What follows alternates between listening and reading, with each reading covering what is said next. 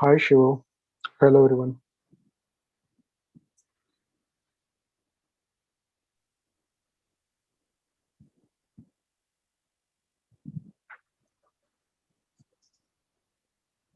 Nam Shivo, Nam Nancy. Hi everyone.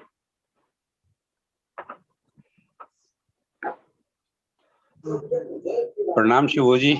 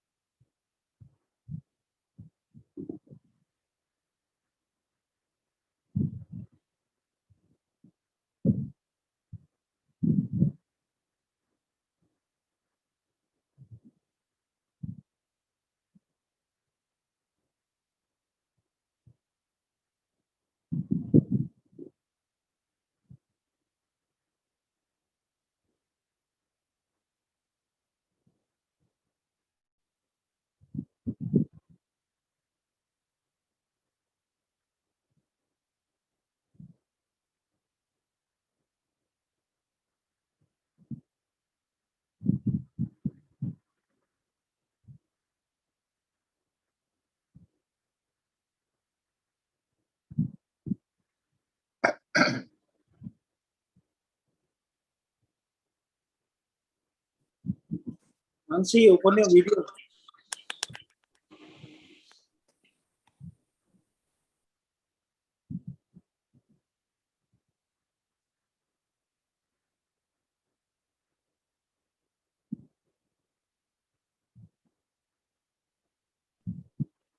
Pranam Shivo.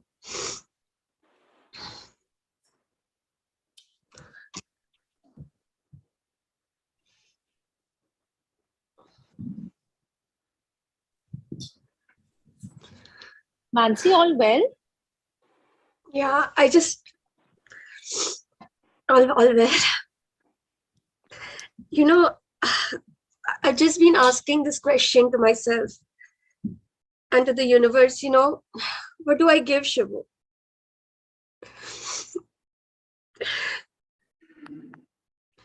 What can I give my guru?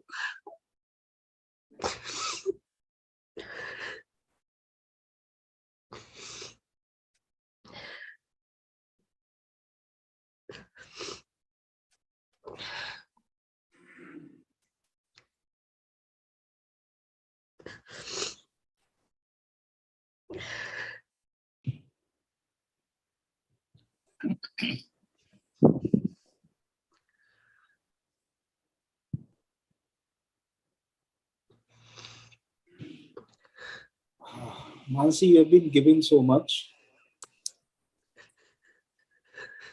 And if you don't realize that,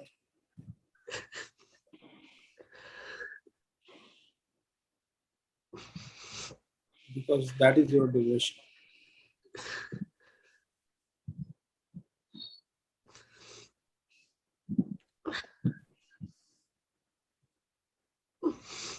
In fact, today's story I'm going to share that will tell everyone what was Mansi in my life.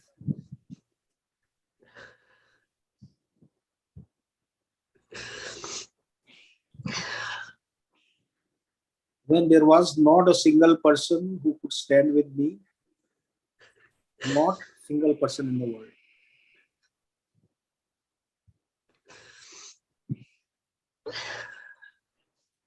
It was Mansi who stood with me.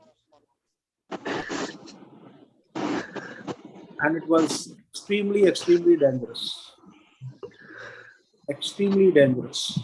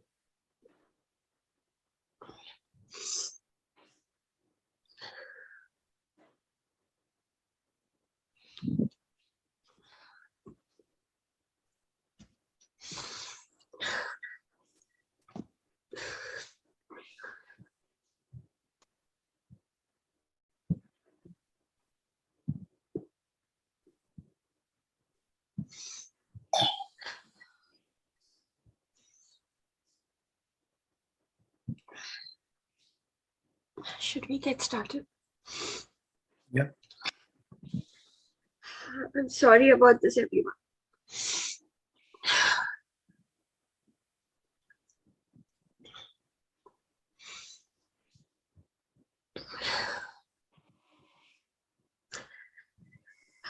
So, Purnima, everyone. Can I see all your faces? If y'all can turn your camera.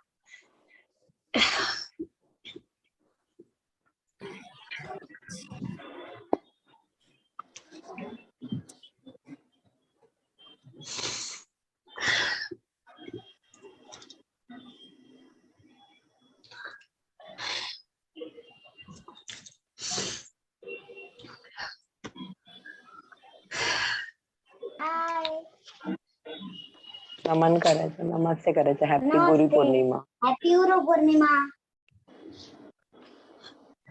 Happy Guru Purnima, our little Guru Palash. Shivba बोला बोल. Shivba. Suchi, Suchi, let us decide how you look.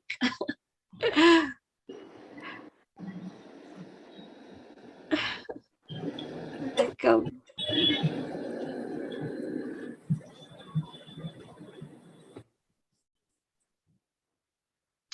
Wow.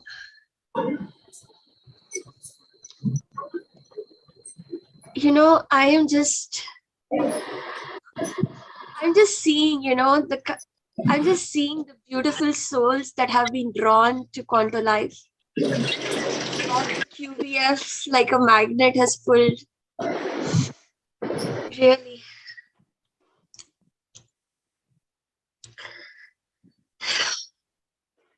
Thank you for being a part of our lives of Quanto.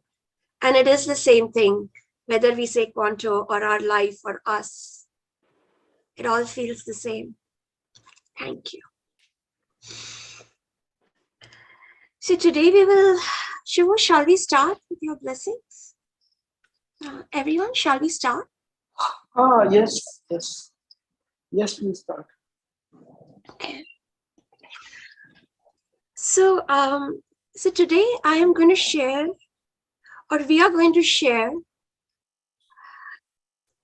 how Quanto Life came to being. And there are so many stories, there are secrets, some which even we don't understand to this day. There have been miracles. It has been so unbelievable that even though I have lived it and I have seen it, yesterday when I was talking to Shivo about it, when we were interacting, it just seems unbelievable even today. And so I don't really know what is the beginning, because we don't even know when it began, but we have to start somewhere. So I will start with Dadu. Dadu arranged a talk of Shivo's at what was known as 10 in Thana. It was an entrepreneurial forum. And Shivo came with a friend of his. And this talk was in Thana. It was on 14 March. It was 2016, right, Shivo? 2016, right? Or 2015? 15, I think. Yeah, 2015. 2015. Yes, it was in 2015. And this is where Shivo, I think, for probably the first time, or maybe the first time to such a crowd, he talked about a completely new concept of how we were in Dwapar Yuga, and he related to quantum mechanics. I remember there was like pin drop silence in the entire hall. everyone was mesmerized. Everyone was electrified. There was a standing ovation. It was like everyone's minds were blown. They did not know. It was like, it was like the Gita was being downloaded and we were Arjuns and we were there. We were probably not even Arjuns, but we were there and we were seeing it download. And it was not just Shivo's voice. It was not just what was said. The whole space was vibrating and everyone felt it at our own level of understanding, at our own level of evolution. Everyone knew that they were in the presence of something that they had never been before and might never be again. And I remember in 2 hours, everyone was in a state of just utter amazement. And even in the end, when Shivo asked if there were any questions, people just stood up. And perhaps this was the moment where Quanto Life was created. There were many such moments, but this is probably one of them. And in this moment, there was Shivo, and there was another person who was very fundamental to this creation. But if Shivo was a Brahma soul, this was a pseudo Brahma soul. This was an anti-Brahma soul. And perhaps even that was needed for creation. So I'm going to share a little bit about him, and then I'm going to let Shivo also share. So this person, because we are a Brahma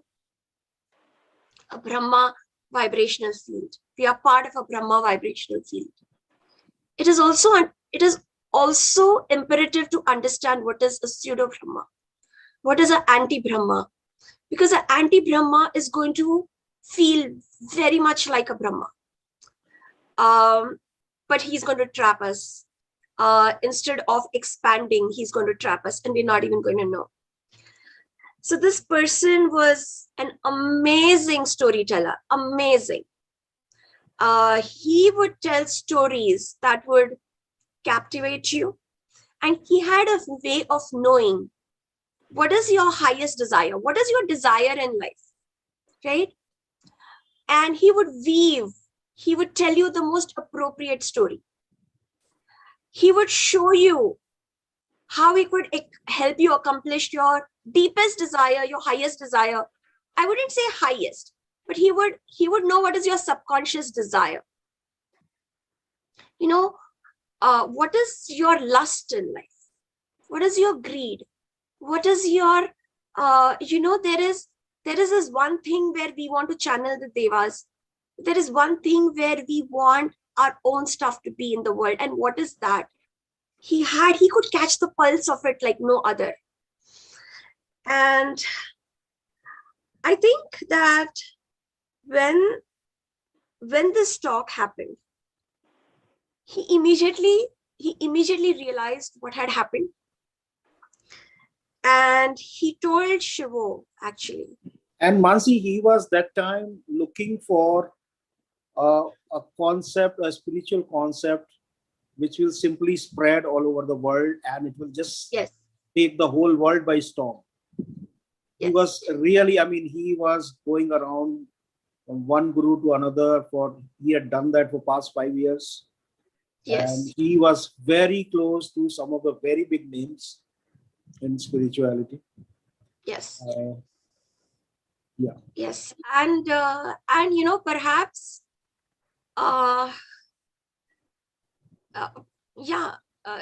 perhaps Shivo, that was his, not perhaps, but that was his desire. His desire was that really to create the next to find someone who would create the next mega organization. Yes. And his game was that he will control everything. Yes. Person will be So that is faced. why he's pseudo. Yeah. Because he wanted That a we guru. realize He wanted later. a guru. That we realize later. Yeah, we realized that later, but he wanted someone who could really, who had some who had the idea, who had tapped into consciousness. So he was looking at someone who has really tapped into current consciousness, but then he wanted to control that person. So he was looking for this, and he was just looking for the person. Actually, he was not looking. He was very sure, because we understood it later, that he had all the mechanisms in place to trap once he found such a person. So he was not looking that whether he'll be able to trap him or not. He was just looking for that person, and he was guru hopping, actually, as we he was guru hopping. And Shivu, one of the things he said to you, and maybe you can explain that, he told you that if you don't make an organization, either they will kill your character and they will, means वो तुम आपको खत्म कर देंगे, आपके character, आपके reputation को खत्म करेंगे, या आपको ही खत्म कर देंगे. So this is the I don't know if it's a threat, but this is what he talked. No, it was that time. It did not appear like a threat. That time it appeared like he was a great well-wisher, because the way he explained it made a lot of sense. So after I had given the talk and he said the concept is so unique, and he said that you are in great danger now if you don't create an organization, because he was talking to me about creating the organization. I was simply not interested. Then he said, now if you don't create the organization, either you will be killed, at best they will kill your character, at worst they will kill you. So I was very shocked, actually. I could not understand. I said, why would somebody kill me? And then he said, because you have such a unique concept, someone who is already established will come to know about it. He will grab that concept and he will want to show it off as his own concept. So I said, it's okay. Even if somebody takes away my concept, I have no problem. At least that gets used for the good of the world. So he said, forget about it. It will not be used for the good of the world. It will be used for manipulation, number one.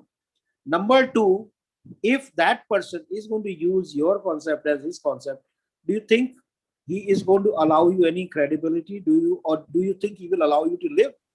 Because till the time, if people are listening to you and if you are alive, you can always claim that this is my concept, and he will also have the evidences.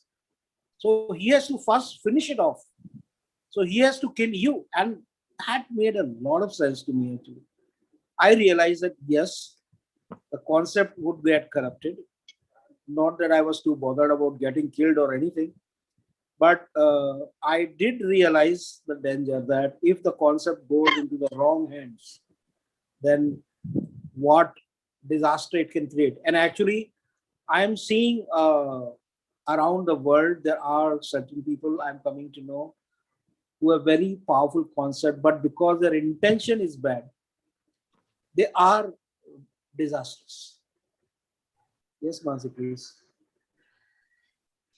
And the other thing is, there was a lot of, he insisted on a lot of secrecy, like the communication, how we should communicate. If there is anything she was saying, it has to be hidden. It has to be like, Shivo, you remember that, like, do not save anything here, do not share it with anyone. There was all those, and we, at that point, it felt like he was a well-wisher, that probably he wanted to protect Shivo.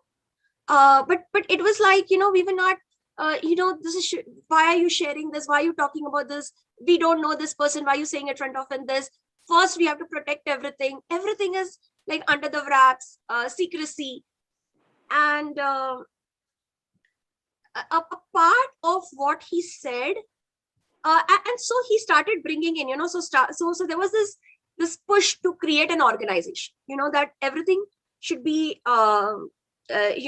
organized, and we will create an organization. We will make it more corporate like.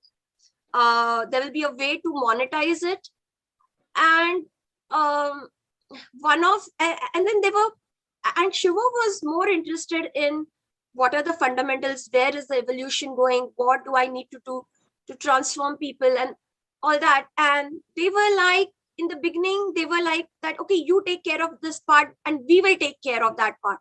And there were other people who got added.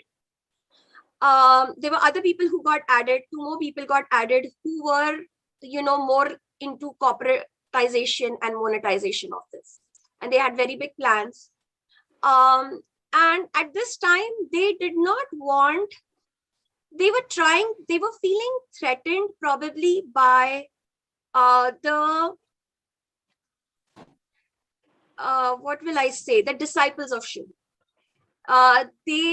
They realized that there were some people who were very close to Shiva, who looked at Shiva as a guru, and they would always be in support of Shiva. And to these people, what they started doing is they started seeing what is their desire, and they started showing that we can give your desire. Like if someone has a desire to open a business or that, then they're like, oh, we have the money, we have the resources to do you. So, you stay a little bit away from Shiva and come there. So this had started to happen in a very subtle way. Something that the pseudo Brahma said actually was kind of proved, and I'm going to give you. So what had happened is a weekly sessions had started happening. And these weekly sessions were being held in Mumbai. And people started gathering up. And it was very simple. There was a venue and Shiva would talk. And, even creativity started sparking. People would come up with their own songs. And there was like, every time there would be something more creative happening. And Shivo's talks were very insightful. And it was drawing people. People were just getting attracted. And at this point, there was another very big organization which has millions of people, which I'm not going to...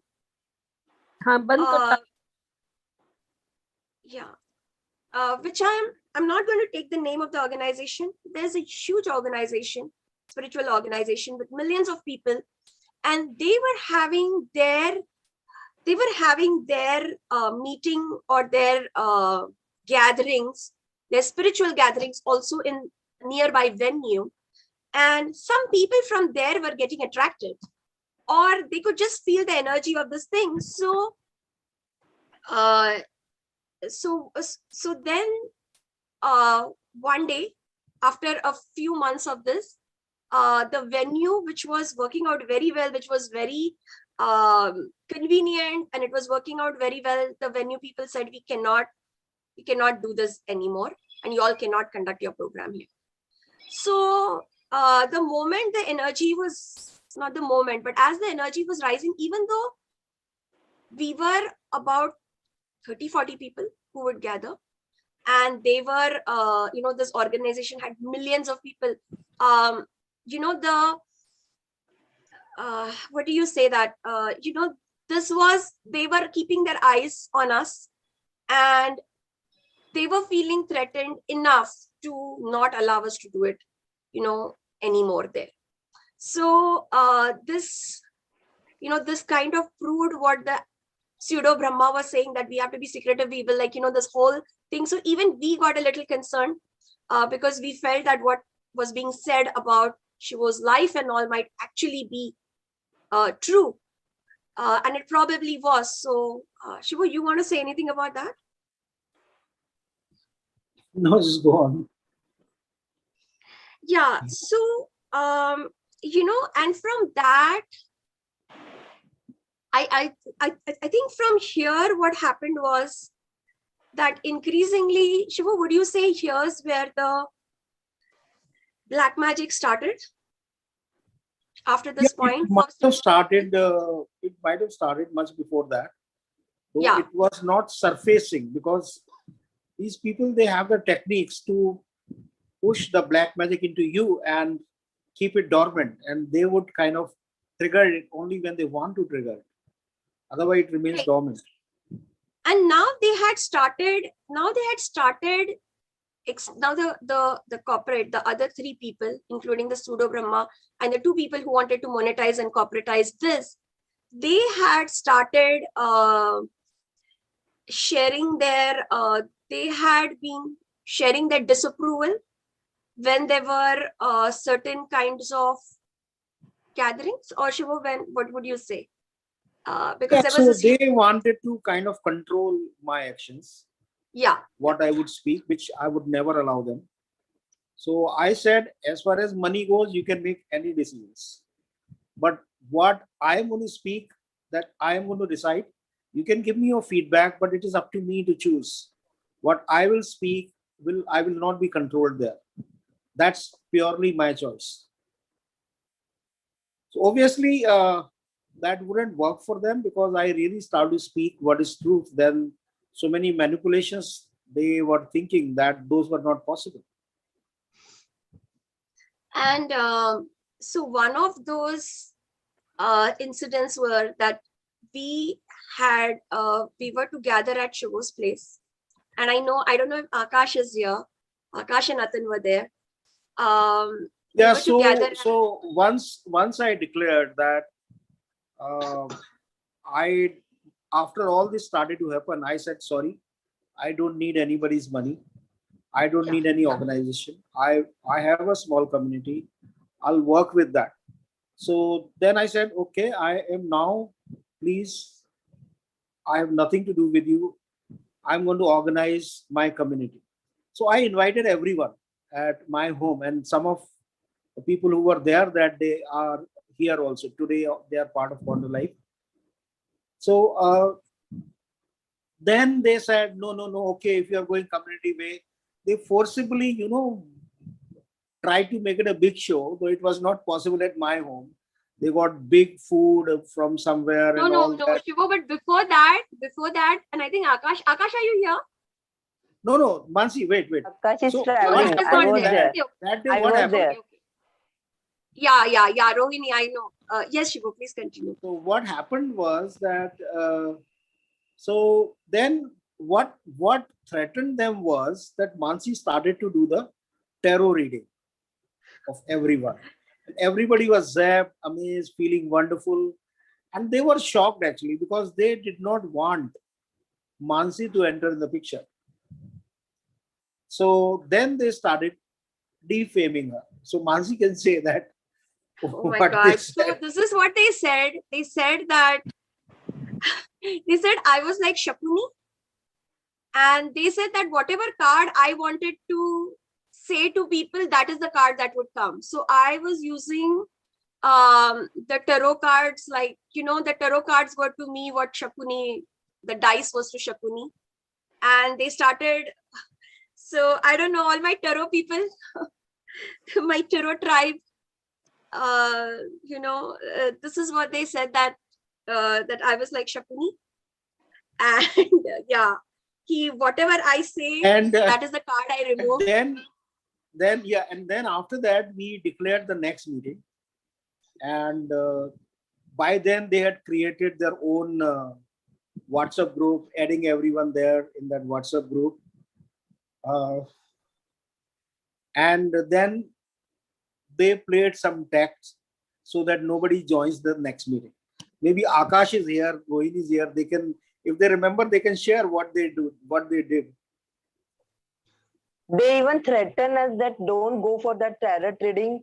Police will be there. It's illegal and everything. Yeah. So they said tarot reading is illegal. And if you come in the next meeting, then police is going to come and it will arrest you all. So don't go there. Is Akash here? Akash is here. Shiva, I was there. Akash I is was traveling. on the He WhatsApp will be group. there in 5 minutes. Who was there? Shiva, Poonam here. Achha, Poonam Poonam, here. you were there. Yes, I was there in the WhatsApp group. They called me up and they said, don't talk to Achha, him. you were there in the. Okay, you were in the WhatsApp group. Yes, I was there. And they messaged me, this is illegal. This is black magic. And, Mansi's tarot is not to be done. And I remember everything. They were there. They called me, especially called me up and said not to talk to you.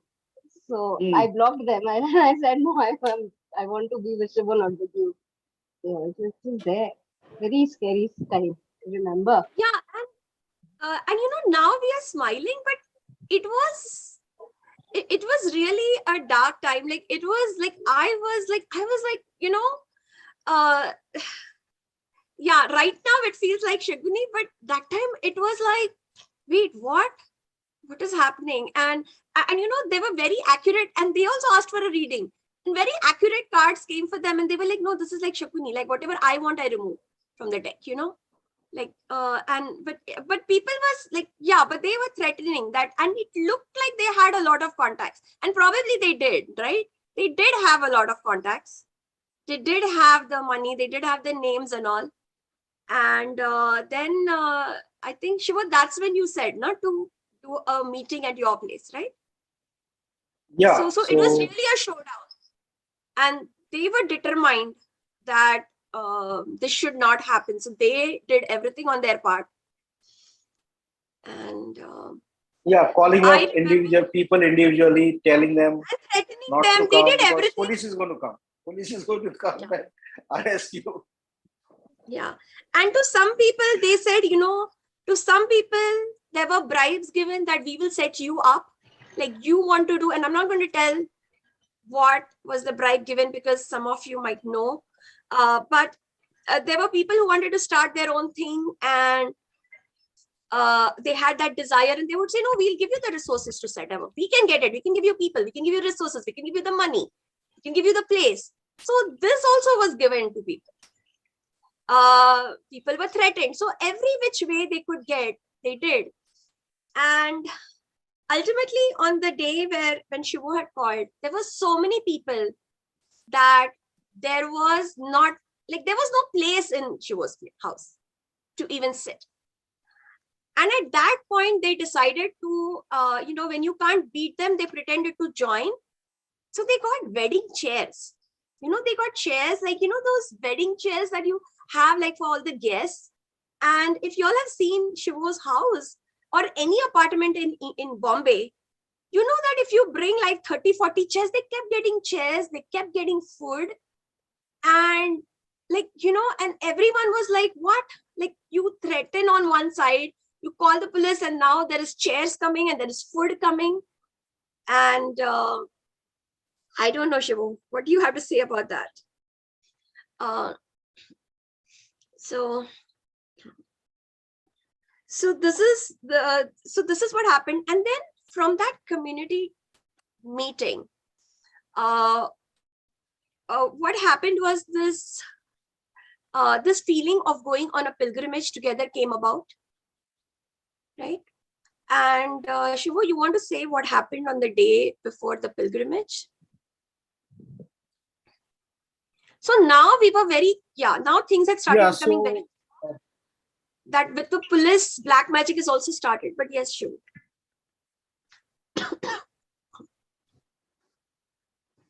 Yeah, Masi, go on. Now, can you share what happened the day before the trip? Is there anything before that? Yeah, so I was feeling the black magic very clearly, and I was having a lot of fever. I normally, I haven't had fever for many years actually, but that day I had fever, and but I was very clear. It doesn't matter whether there is fever or whatever is my health. We are going to go on that tour, and that was the last time he came to my house. Probably, as far as I remember, and he asked me कि अच्छा तबीयत खराब है आपका, okay आप मुझे बताइए आपका कौन सा बॉडी पार्ट वीक है, मैं आपको हील कर दूंगा. Then I started to laugh. I said all my body parts are fine, even my fever will go away, don't worry about it. And probably that day itself he had threatened me कि अभी मैं आपको पंखे से उल्टा टांगूंगा, कुछ दिन के अंदर आपको पंखे से उल्टा टांग दूंगा. मैंने कहा ठीक है, आपको जो करना है करो, हम तो जा रहे हैं. लेकिन and the bus we took, Mansi will share. Mansi, please. Yeah, so actually, before this, right, I have to admit that black magic and all, I did not understand. The nazar, the black magic. Because I was like, I was thinking, अच्छे लोगों के साथ अच्छा ही होता है. And I remember one day where it happened to me. I could not remember. Like I distinctly remember I'm in my home, in our bed in Thana, and I was like, Shivo kaun hai? I cannot remember. Like it feels like Shivo is familiar, but who is he? And when I tried to look in my brain, there was like a fog. There was a wall. I could not cross that barrier, and I was like, who is Shivo? He seems like that name. And the moment I thought of the name, it would like, it's like a wall. It's kind of hitting me. It's like a fog. Like I feel lost. Like I cannot remember Shivo. I cannot remember. And so this is the kind. And then I was like, what is happening? This is like nothing I have known in my life. So this was a very mild thing, but this had started happening in different ways, depending on that person and their relationship. This had started happening. So yes, we went on the trip. And I would say they insisted to arrange the bus, right? Yeah. They had arranged the bus. Yeah. Yes. So at this point, a lot of things were being sensed by Shivo. They was being talked about, but still, on the last day, how they came in again and they brought the chairs and the food, and it looked like that they were understanding, right? So they said, no, y'all are going, y'all go. We will arrange everything. We will arrange the bus. We will arrange the, the driver and everything. And they did. And yes, Atin was also there, no? So our trip was to Bhandardhara, Ellora, Shani Singapore, to Shirdi. So all these places we were going. And yes, the bus broke down. There were multiple things that came on the way, right? The bus broke down several times. Yeah. Right, and but there was something. There was something about but I think the bus was breaking down, but we were not getting broken. There was something about we just wanted to be together. For us, that was the pilgrimage. Just being together and around Shivo. We were already in our temple, and it was like a traveling temple. What else, Shivo? What else happened? Because I know it several times it completely broke down. Then we left the bus. We had to make some other private arrangements. We had to leave the bus But because we gave multiple continued. chances to the bus. Next day, we left the bus when it completely broke down. We waited in the middle of nowhere with kids. There was Ishan, who was only 3 years old, and my mom was there, and we had other people who had issues. There were old people, and we were in the middle of nowhere. There's no toilet, there's nothing, and we were still there. And ultimately, on the second day, right, we had to do so many things, right? We had to, for certain places, we would find jeeps from somewhere. Some people would just help us on the way. So we found a lot of strangers who helped.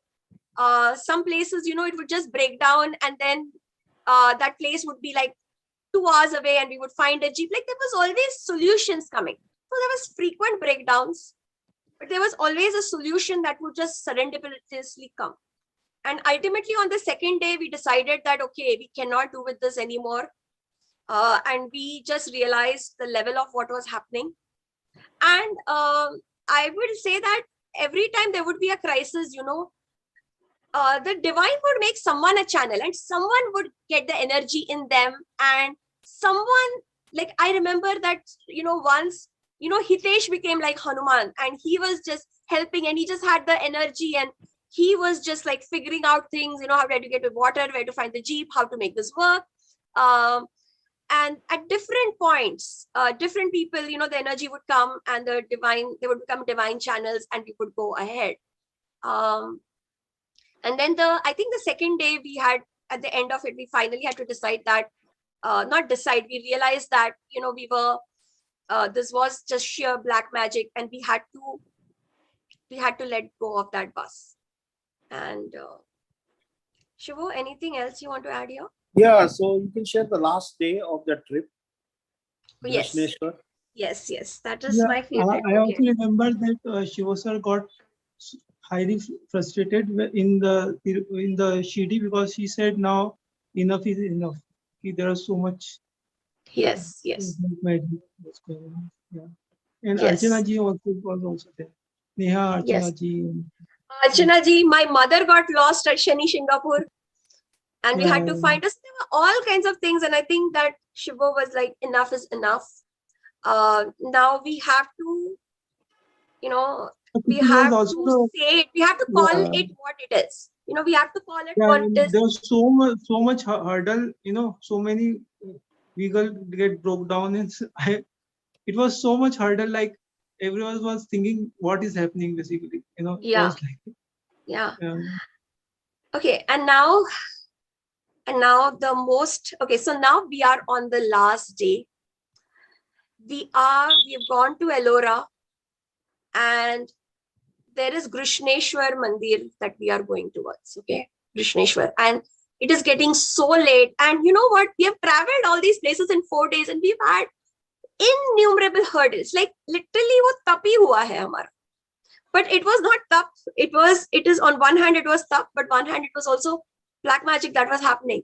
And on the last day, just before we were going to Krishneshwar, everyone was really, really tired. Everyone had given everything that they had, I think, in them at different points. And there was this one person again, whose name I'm not going to say. She was huge. And there is a subconscious reason for that, which came out actually in that trip. But this person was declared that I cannot move. We all had to come back that night, back to Bombay. But she was like, I cannot move. Okay. She said, I am going to stay here.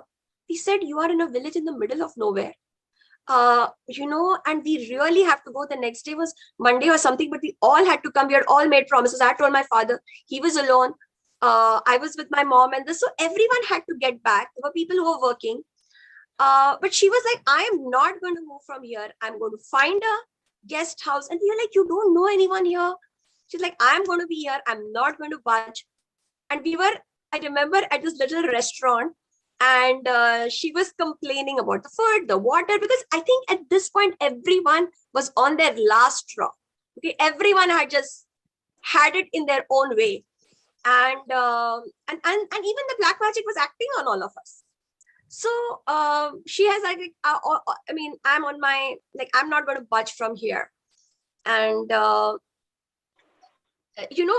those days, Ishan was still on his G-tube. So he was still getting liquids through his stomach. So there were all these kind of complications that were happening. So then it was almost 8:30 or 9 and we were close to Krishneshwar and Shivo was like, let's go to, we should go to Krishneshwar. And we were not even sure that the mandir was going to be open.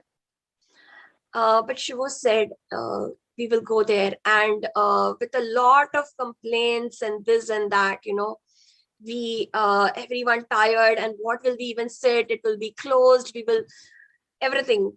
We went to Krishneshwar. And there, for the first time that I have known, Shivo shared, how do we sit with Mahadev? How do we sit with the lingam?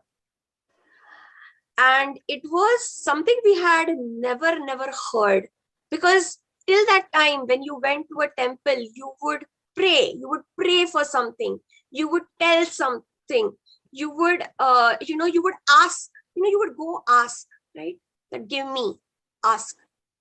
And Shivo explained that what the technology is here, what is the yantra, how lingam is a yantra, and here you come there and the shivling is going to take everything from you. So it is not you who are, you are not getting, but shivling is taking away. It's taking away all the poisons, all the subconscious. It's taking away.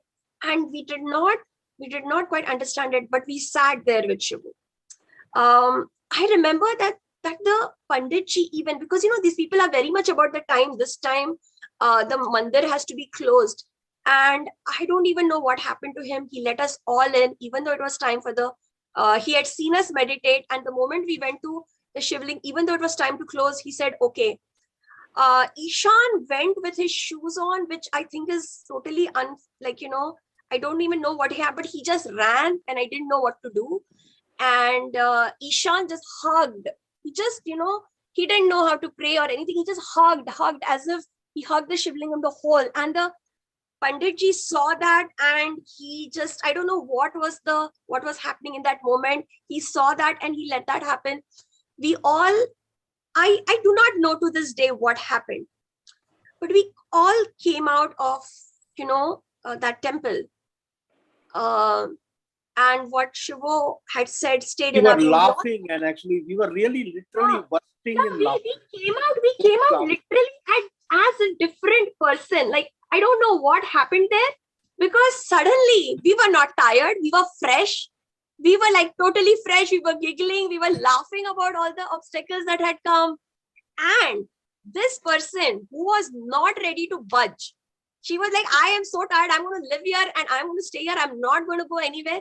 She said, I am going to stay awake the whole night until we reach to Bombay, and I'm going to entertain the driver, because what happens is the driver had been driving so much. It was so late. He was going to make a night-type trip.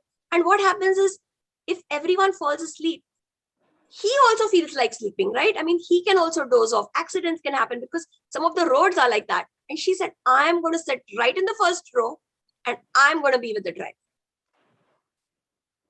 And she did the whole time. I think it was how many hours, Shivo? 5-6 hours? Or way into the night? And the night, yeah. Huh? Yeah, 7-8 hours. 7-8 hours. She sat right there. This is the person who had said, I cannot. And she sat with him the whole night, cracking jokes, talking to him, keeping him awake and keeping us safe. So this is what we had experienced. And Atin, तुमको तो याद रहेगा ना वो वाला incident? Yeah. So बिल्कुल वो मैं नाम आपने नाम नहीं लिया तो मैं भी नाम नहीं लूँगा. So she whole night she was like laughing and laughing so much that we were so surprised that whole trip I was thinking क्या हो गया इसको यार, इसको इतनी थक गई थी और everything. Everyone was like, Hitesh had wonderful experience of light, and I was also got very light and joyful, and it was so wonderful and mesmerizing. Yeah, it didn't look like we had come from 4 days of intense traveling or anything. It was just like, abhi hum log nikal rahe journey pe. We were like that. We were that fresh. And now as you're sharing the story, now I'm realizing that, the black magic asar was dissolved in Mahadev. So yeah. Yes, and but now on the other side, now I think the fight was on. Everything was it had gone beyond suspecting. It was literally the fight was on, and extreme black magic started happening to Shivo. Shivo, you want to share what started happening after that to you? Yeah, so that kept going up in intensity. And and even the battle lines were drawn. There were some people who were drawn to them, and then there were people who were drawn to Shivo. And it was just like everything started becoming, there started being sides, and everything was very clear now. There was nothing, everything was out in the open that this is actually what is happening. This person actually was, he used to claim, and probably that would have been right. Probably it was right that he was disciple of the main priest of Kamakya temple. And Kamakya, as we know, is known for the worst kind of black magics. And he told me I was not scared, and he was surprised that I'm not scared. I told him that I'm not scared of black magics or whatever. I used to think, yaar, who can do black magic on me? I mean, I'm a pure person, like Mansi said. Though No, the Shivo, black magic had happened with... Shivo, it was not who can do. It was like, why would anyone do black magic on me? You know, you were thinking like that, and why will anyone do? Because you're not harming anyone. You're not... Yeah. But by the time I had realized that they had the reasons to do that. Yeah, okay. So then it kept going up in intensity. And one day, to my utter shock, I realized that he was channeling Ravan actually. And Ravan's family members, they were just coming one by one to attack. Some of them were a little benevolent, who wanted to be free, like Mandodari. She wanted to be free from control of Ravan. She came and attacked, and then she told me that I've come to attack you so that you can make me free. So I asked her, okay, how do I make you free?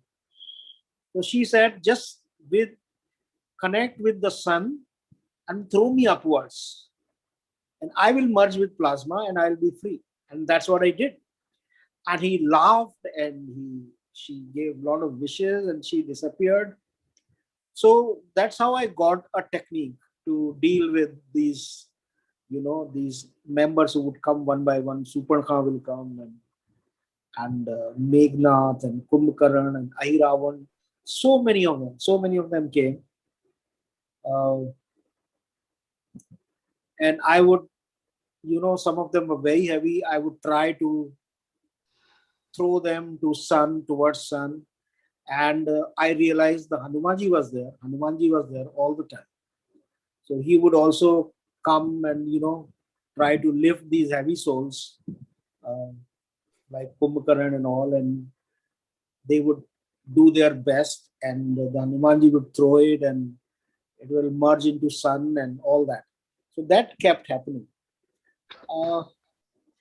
And the whole intensity was so much that one day I was like, I said, the worst of the things are anyways happening.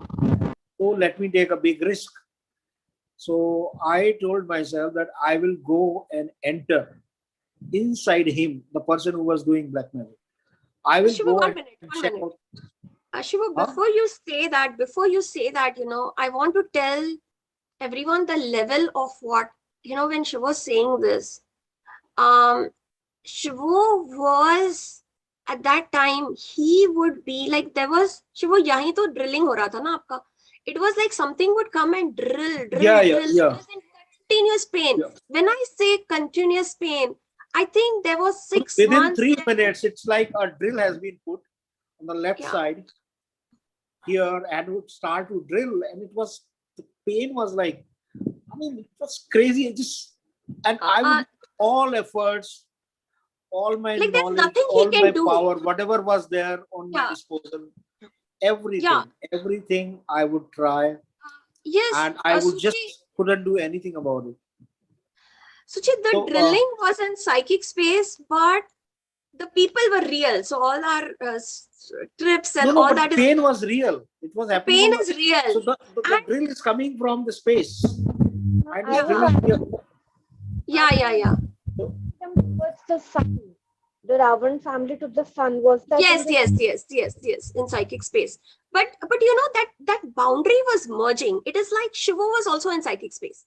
And the pain, whatever happened there, was real enough. So, from the outside, I want to say, before Shivo goes to this important thing, from the outside, Shivo was doing nothing. Like he was not, the whole days, like months went, I would not say just, but this all was so much to deal with. There was no, there was no, okay, and I have to say one thing. Before this, right, we did not invoke the devas. Before this, what we did was we had what we call the freedom from sadness.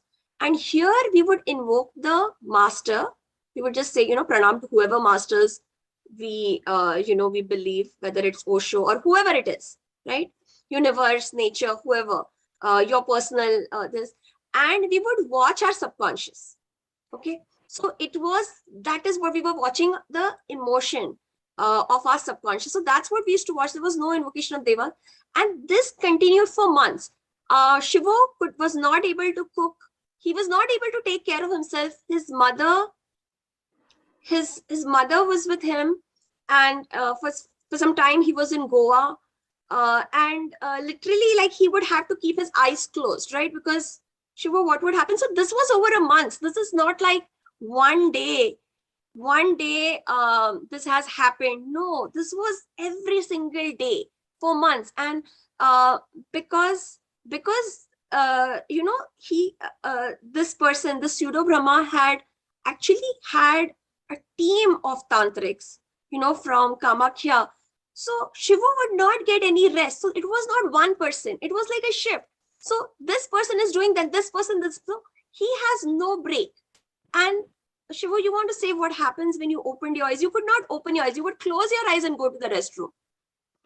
Yeah. Because when I would close my eyes, it would be easier for me to remain connected to space, and then the intensity of attacks was lower. So literally he has not taken care, like there was no way he could take care of anyone, not anyone, but about his own self. His eyes were closed. This was happening 24/7.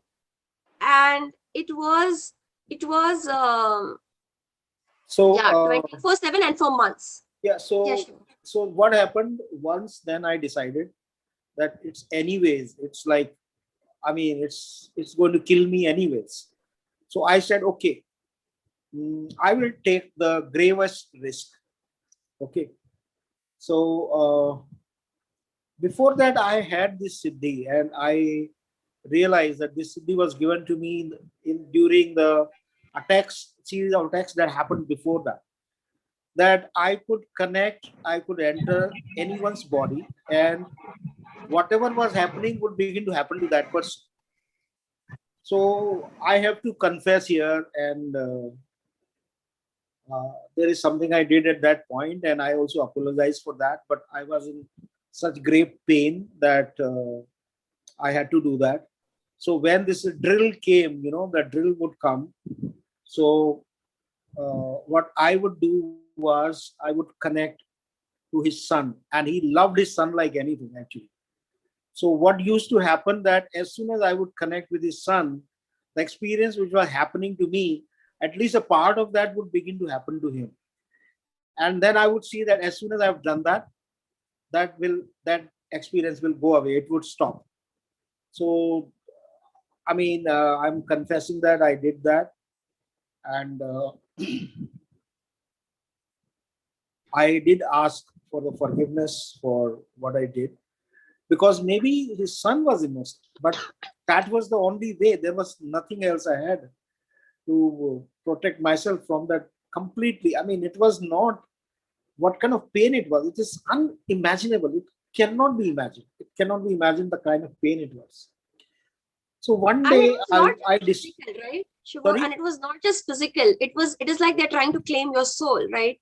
It's not right, just so that, physical. Yeah, I will share about that. I will share about that. Yeah. Okay. So then one day I decided I'm going to enter this person inside him, and I will check out what are the structures inside him. So I just went in, and that's not something he would have expected from me at all. Because I don't know, he might not have thought that somebody can do that, or I can do that, or anything. And I started to look around what was there inside his psychic space. And I saw, to my amazement, that his third eye was over the left eye. I was shocked. I said, third eye has to be in the middle. How come it is here? So what I did, it is crazy. It will sound very crazy, but I just pushed the third eye I just pushed his third eye, brought it to the middle. And suddenly, as soon as I did that, suddenly I had the realization there was this whole prison, there were whole bondages and chains. They all just broke down inside him. And there were so many Vanars that were living in those chains, in those prisons. And they all became free. It's very crazy experience, I know. When I'm sharing, I myself don't believe. So how would I say that somebody else will believe? But this is what will happen. But however, that made Hanumanji very pleased. Hanumanji was anyways there with me, and I've shared that story, what had happened. In fact, the whole preparation for what was going to happen had begun at least 4 years back. And it was not a coincidence that we had gone to Hanumanji's temple, and Hanumanji had asked me that whenever you are in danger, just tell me, I will come. And I had said that even if my life is in danger, I will not call you, but I'll call you when my soul is in danger. So, and there were a lot of things. I mean, I've shared that incident before also, that how I got the evidence for that this was true. So, keeping that promise, Hanumanji was there. And when he saw that happening, he was just so extremely pleased. And he said, there is no way, I will just be here. And then he did not leave my space for many months to come. So that was one thing. And so then what happened? This pain, this drill would come, and all those whatever I tried were very, those methods were crude, not working, and I was really perturbed. There was no way I could see any way of coming out of it. And that was the day somehow, I don't remember actually how, but somehow I got the message, invoke Ma Durga. And so then I invoked Ma Durga. So, and she came. And literally for 6 hours that day, I witnessed the fight between Durga and Mahishasura. And I came to know that what was attacking me was the Mahishasura energy. For 6 hours, I saw that fight. And that day, the form of Durga Ji I saw was like how you have tornadoes, like conical structure. You would have seen in US there are tornadoes, and if a car is caught, it will just go up by 50 feet. So like that, her energy was like vibrating tornado. The tornado was over my head and was vibrating like this. And there was this drill. This tornado was trying to catch the drill, and the drill was trying to escape the tornado. So somehow it will just catch, and then it will begin to dissolve, and just continued. It just continued for 6 hours. And in 6 hours, that story was over. And I never experienced that drill pain again. So that one thing that happened. And that too many things. Every day was like a new kind of attack, a new kind of experience. Then I started to have a very strange kind of pain, very strange. On the right side of my chest, I started to feel as if there is a steel rod. There is a steel rod inside my chest. And whole day it would pain. And in night, it will begin to vibrate. That rod will begin to vibrate. And literally I used to feel how, they do that, a goat, they do that halal of goat, and then it is left to die, bleeding. They don't kill the goat immediately. That's how I used to feel, that like I'm just shaking in pain. I mean, there is nothing I could do, nothing. Few days passed like that. And then one day I have to tell you that during this, it will be very shocking for a lot of people to know that during these there was a phase in my life for 4-5 months when I had no sleep. For 4-5 months, I did not sleep. It's not that I slept for 1 hour or 2 hours. No, I just did not sleep for those 4-5 months. So then I got the message one day that there is some entity which is sitting inside me. So then it was so painful, yet I went into samadhi. I went into that state of Aham Brahmasmi, and I saw deeply into it, and that whoever was in couldn't hide. So she had to come out. And I said, "What are you doing here?" So then she said, "I've been sent to do this." I said, "Okay, so what is your name?" She said, "Sulochana." At that time, it did not strike me actually. I said, "Okay, there must be some woman who is wandering." So I said, "Now, what is the point? Why are you inside me? Do you even know that you will not be able to live here, and you have to let go of this form of as ghost? You will be liberated." And she said, "That's what I want." And I was very shocked and surprised that there was an entity who wanted the liberation. Anyways, that day passed. After 2-3 days, it clicked. I said, What was the name?" She said, "Oh, Sulochana." I said, "Ravan had been attacking me. His family had been attacking me. And Sulochana was the wife of Meghnad. Is it the same Sulochana?" So it just came to me, and I said, maybe it was not. So then actually I started to have conversation with her, and she confirmed that actually indeed she was Sulochana, and she was captured by Ravan, and he was tormenting her. I mean, I was in a way, I was very deeply satisfied. On another side, I was also having very deep pains. One day I remember, so actually after this happened, she started to watch for me, and she would inform what Ravan is doing. She would try to create obstacle for him and all that. One day she started to enter my heart, and the energy was so painful, so dark. I literally felt I'm going to have heart attack. So I told her, "What are you doing, Sulochana? What are you doing? I mean, do you know how painful it is?" And then she just said, "Can you imagine? I'm in this state for past 7,000 years, and uh, won't you please allow me the light of your heart, and maybe I can feel lighter." Then I said, okay, come in. And then she entered my heart. Very painful. But then I started to feel that the whole energy was becoming light. Uh,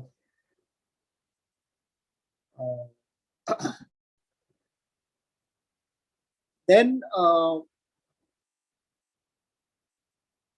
one day she tells me that I want to be a goddess. And I said, "What? Are you crazy? You are wandering as ghost for 7,000 years, and now you want to be a goddess?" He said, "Yes, I want to be a goddess." I said, "There is no way. Nobody can become a goddess right from the ghost." But she said, "No, I can become. I know I can. I will tell you how." I said, "How?" He said, just the way you have been throwing up, the way you threw up Mandodari out. Just please, with your total intent, just throw me up. I said, "Okay." And I did that. And then suddenly I saw the Shiva welcoming her, and I saw she at the feet of Shiva, she in the lap of Shiva. I said, "My God, this has happened."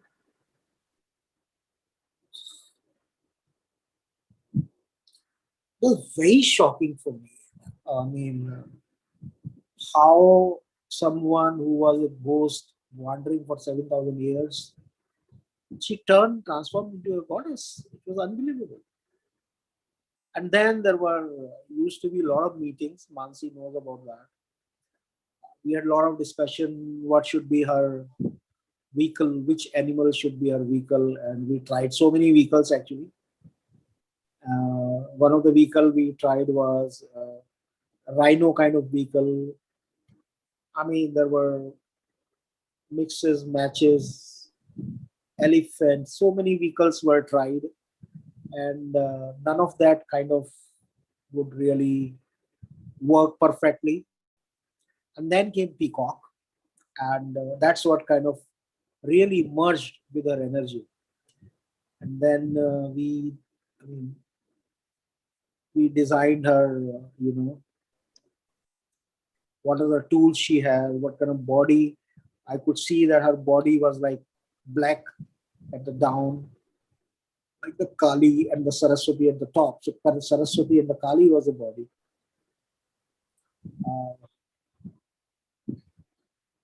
Then it came to what is her special capability. Her special capability is she can make people free from ghost. Anybody who has ghost trouble, she will make them free. And we have seen that again and again, not once or twice. Hundreds and thousands of times, people have invoked Ma Sulochana, and she has come, made people free of ghost. And there were also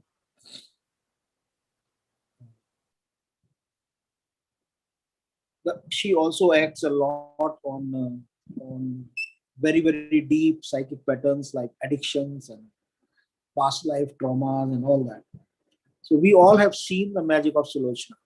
So it does remain the the most creative story of that time. It's still, I still can't believe what happened. Actually, it did happen. So many times I said to myself, no, this can't happen like this. But we have seen it has happened. And we have seen how many evidences of that all the time. Shiva, I want to share something here. Yeah. So, to everyone, I was the girl who, 3 months ago, I didn't even believe black magic really happened, and I was hearing all this from Shivo. And, it just like, I trust him. And yet it is totally like, what is all this? And I knew that I was not going anywhere. Like I was going to be here, but I didn't like, but it was too fantastic. It was too, it did not seem real. And then I remember in those days, right? There was, there was a lot of books like, Ravana, Asuran, all these things coming up. And I personally, just loved the Shiv Tandav Stotram. And it felt like, but Ravan had, he in the end, he had shared his wisdom with Lakshman. He had realized his mistake. He is from Jaya Vijaya. They were protectors. So it didn't, how is it, like, how is this happening? Why is Ravan doing all this? Like, it didn't make it. I could not reconcile with that. And I remember one day I asked, what is the Ravan energy like? And who's Ravan? And I remember to this day that when I could feel the vibrational field, how yucky it felt. It was like worst. It was like, like it was the creepiest, like literally I wanted to scratch my skin out of my body. It was so creepy, so murky, like that still exists. And even yesterday I was telling Shivo, talking to Shivo, and Shivo was saying, right, he had that one insight, that light came in, but still there is so much darkness. And it's like, the darkness slips layer by layer. So he might have had that light moment, but it keeps slipping.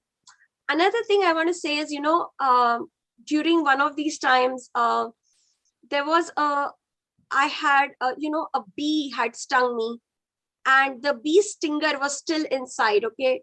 So my feet had turned black and blue.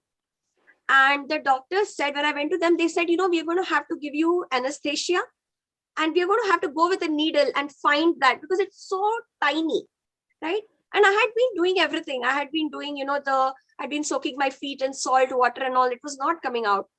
So the doctor said, we'll have to go in and, put a needle and actually like kind of look where it is, kind of like a mini surgery, like we look and enter that.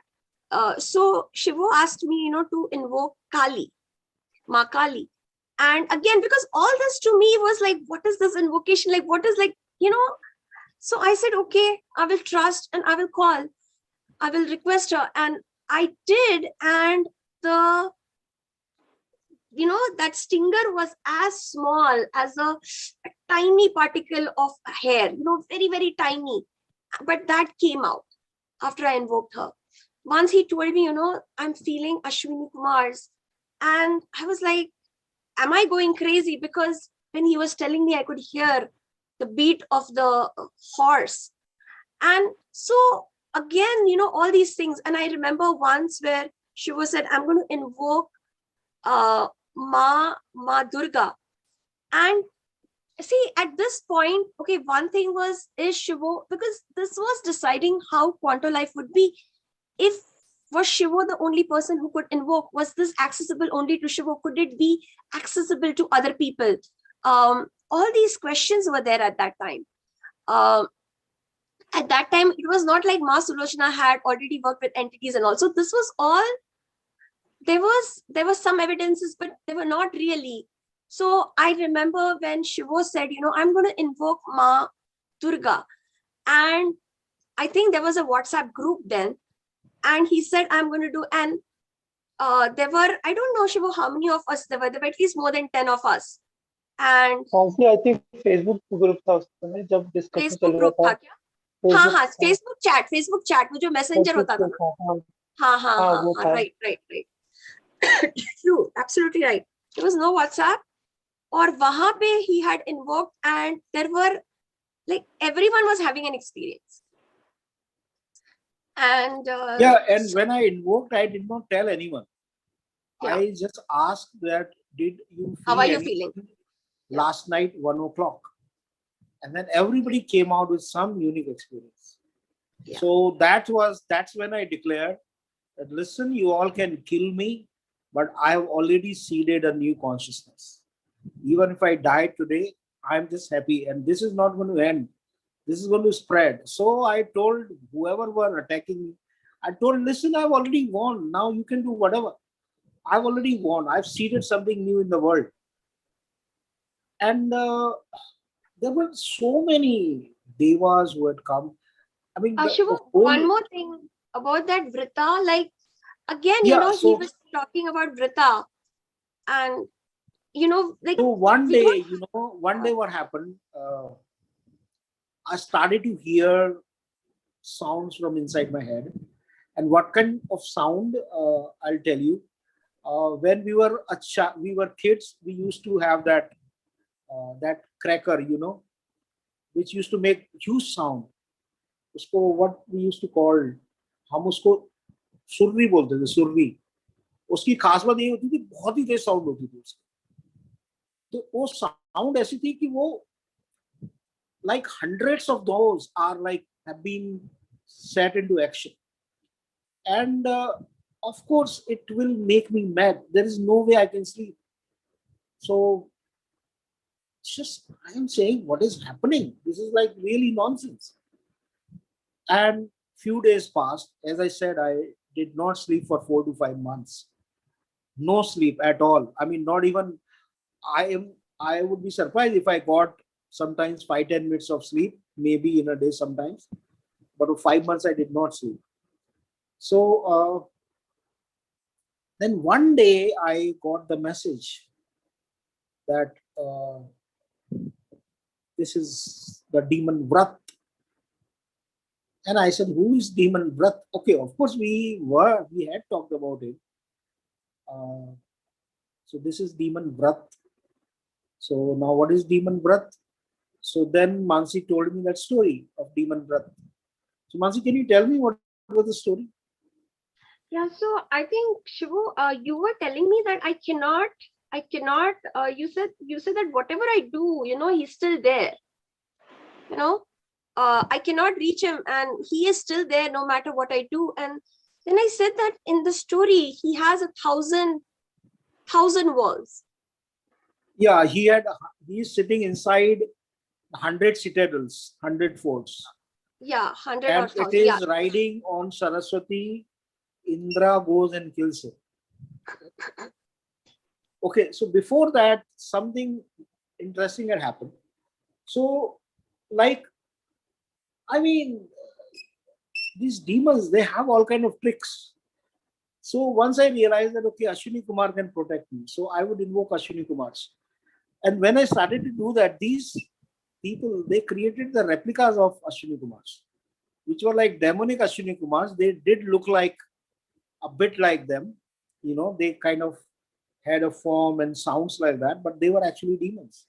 So I would invoke Ashwini Kumars and I would open myself and this demon will enter. So this was a crazy situation. I'm invoking a Deva and in the garb of that Deva, Asura, a demon enters. This was like crazy. So then what do I do? Then I got the message that it is the Saraswati who discriminates. So install the Saraswati in yourself first. So then I invoke Saraswati and she started to live in my neck. So the first thing I would do whenever I would invoke, I would first invoke Saraswati. So then what happens? Anybody, demon who try to enter me, Saraswati will just block that demon there. Only the real one will be allowed. So she was really the guiding light. So about Vratta, we came to know. Mansi told me the story of Vratta and the Saraswati and how Indra killed him. I actually also recalled my life as Dadichi, and I remembered how Dadichi had given his bones to Indra, and Vratta was killed with that. But you know that the demons, they have the Sanjeevani power. Sanjeevani Siddhi, Shukracharya has that. So even if you kill them, they can come back. After all this tapa and all, they can come back to light also. I mean, they can come back to life. So I had this huge realization that a lot of these demons are coming back. I've been a demon slayer in my past lives. I've been part of a lot of killing of these demons in various ways. Here in Vratta's killing also, I had played a major role. So it was not, then I was not kind of shocked that why they all are coming and together they are attacking me, because they saw me as a huge danger. So then I realized what has to happen. I have to invoke Indra, and Saraswati was always there. But I had my doubts about Indra because we all have heard the stories of how egoistic he is. So I was resisting actually, invoking him. That if he's egoistic, why I don't want to invoke anyone who is egoistic. But somehow he came and I felt his vibrations were very, very beautiful. I was surprised that why he was called egoistic and all that. He also told me, he promised that I'm your friend. I'm going to be with you, whatever happens. So whole night there was this shower of Indra blessings. And next day,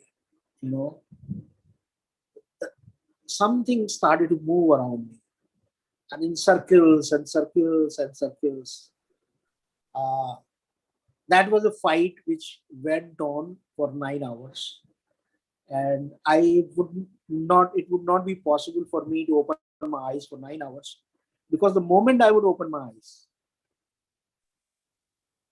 that my connection with Indra will be over, and suddenly the breath comes again and he would capture back everything, whatever he had lost in the fight. So I realized it doesn't matter how many hours, how many days it is. There is no way I can open my eyes. So I kept my eyes closed. I did not know how long it is going to take. So that Indra energy started to move around me, and then it entered, inside me after that.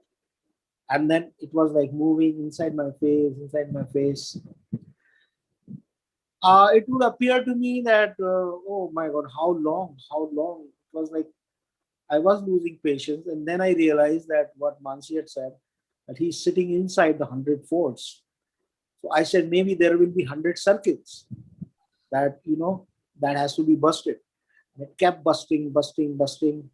In the end, I saw the Vratta's face and he was just exploded, like finished. So that's when I realized that game is over. And Vratta never troubled me after. So, so there were lots and lots of these different demons which kept coming in. There will be times I will be like, oh my God, I would say, oh my God, what are you doing? How long it is going to continue? I mean, there would be complaint in me.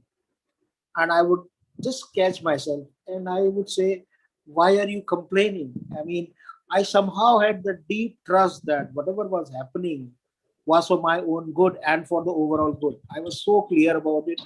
So then I told myself, why am I complaining? I mean, it is very troublesome, but this is going to turn out a blessing one day.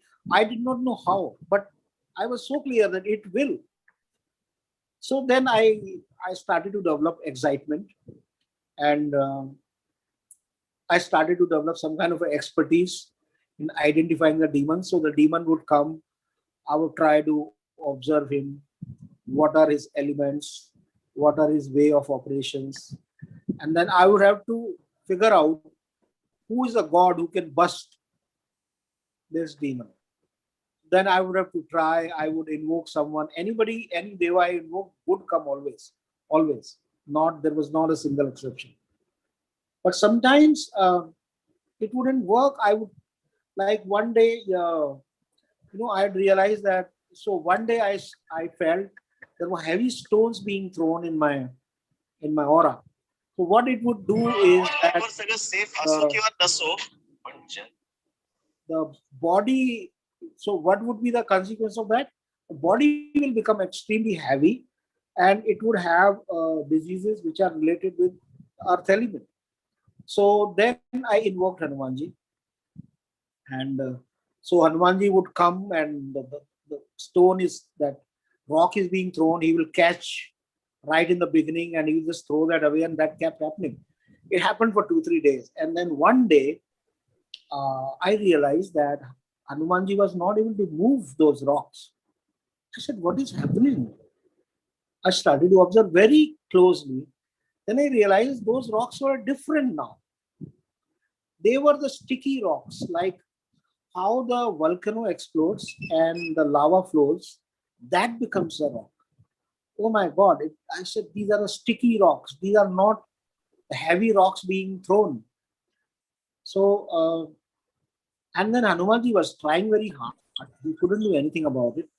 Then I realized that, okay, let me invoke Ganesha for this, because he has that mouse talent or the mouse siddhi, and he can maybe nibble into that.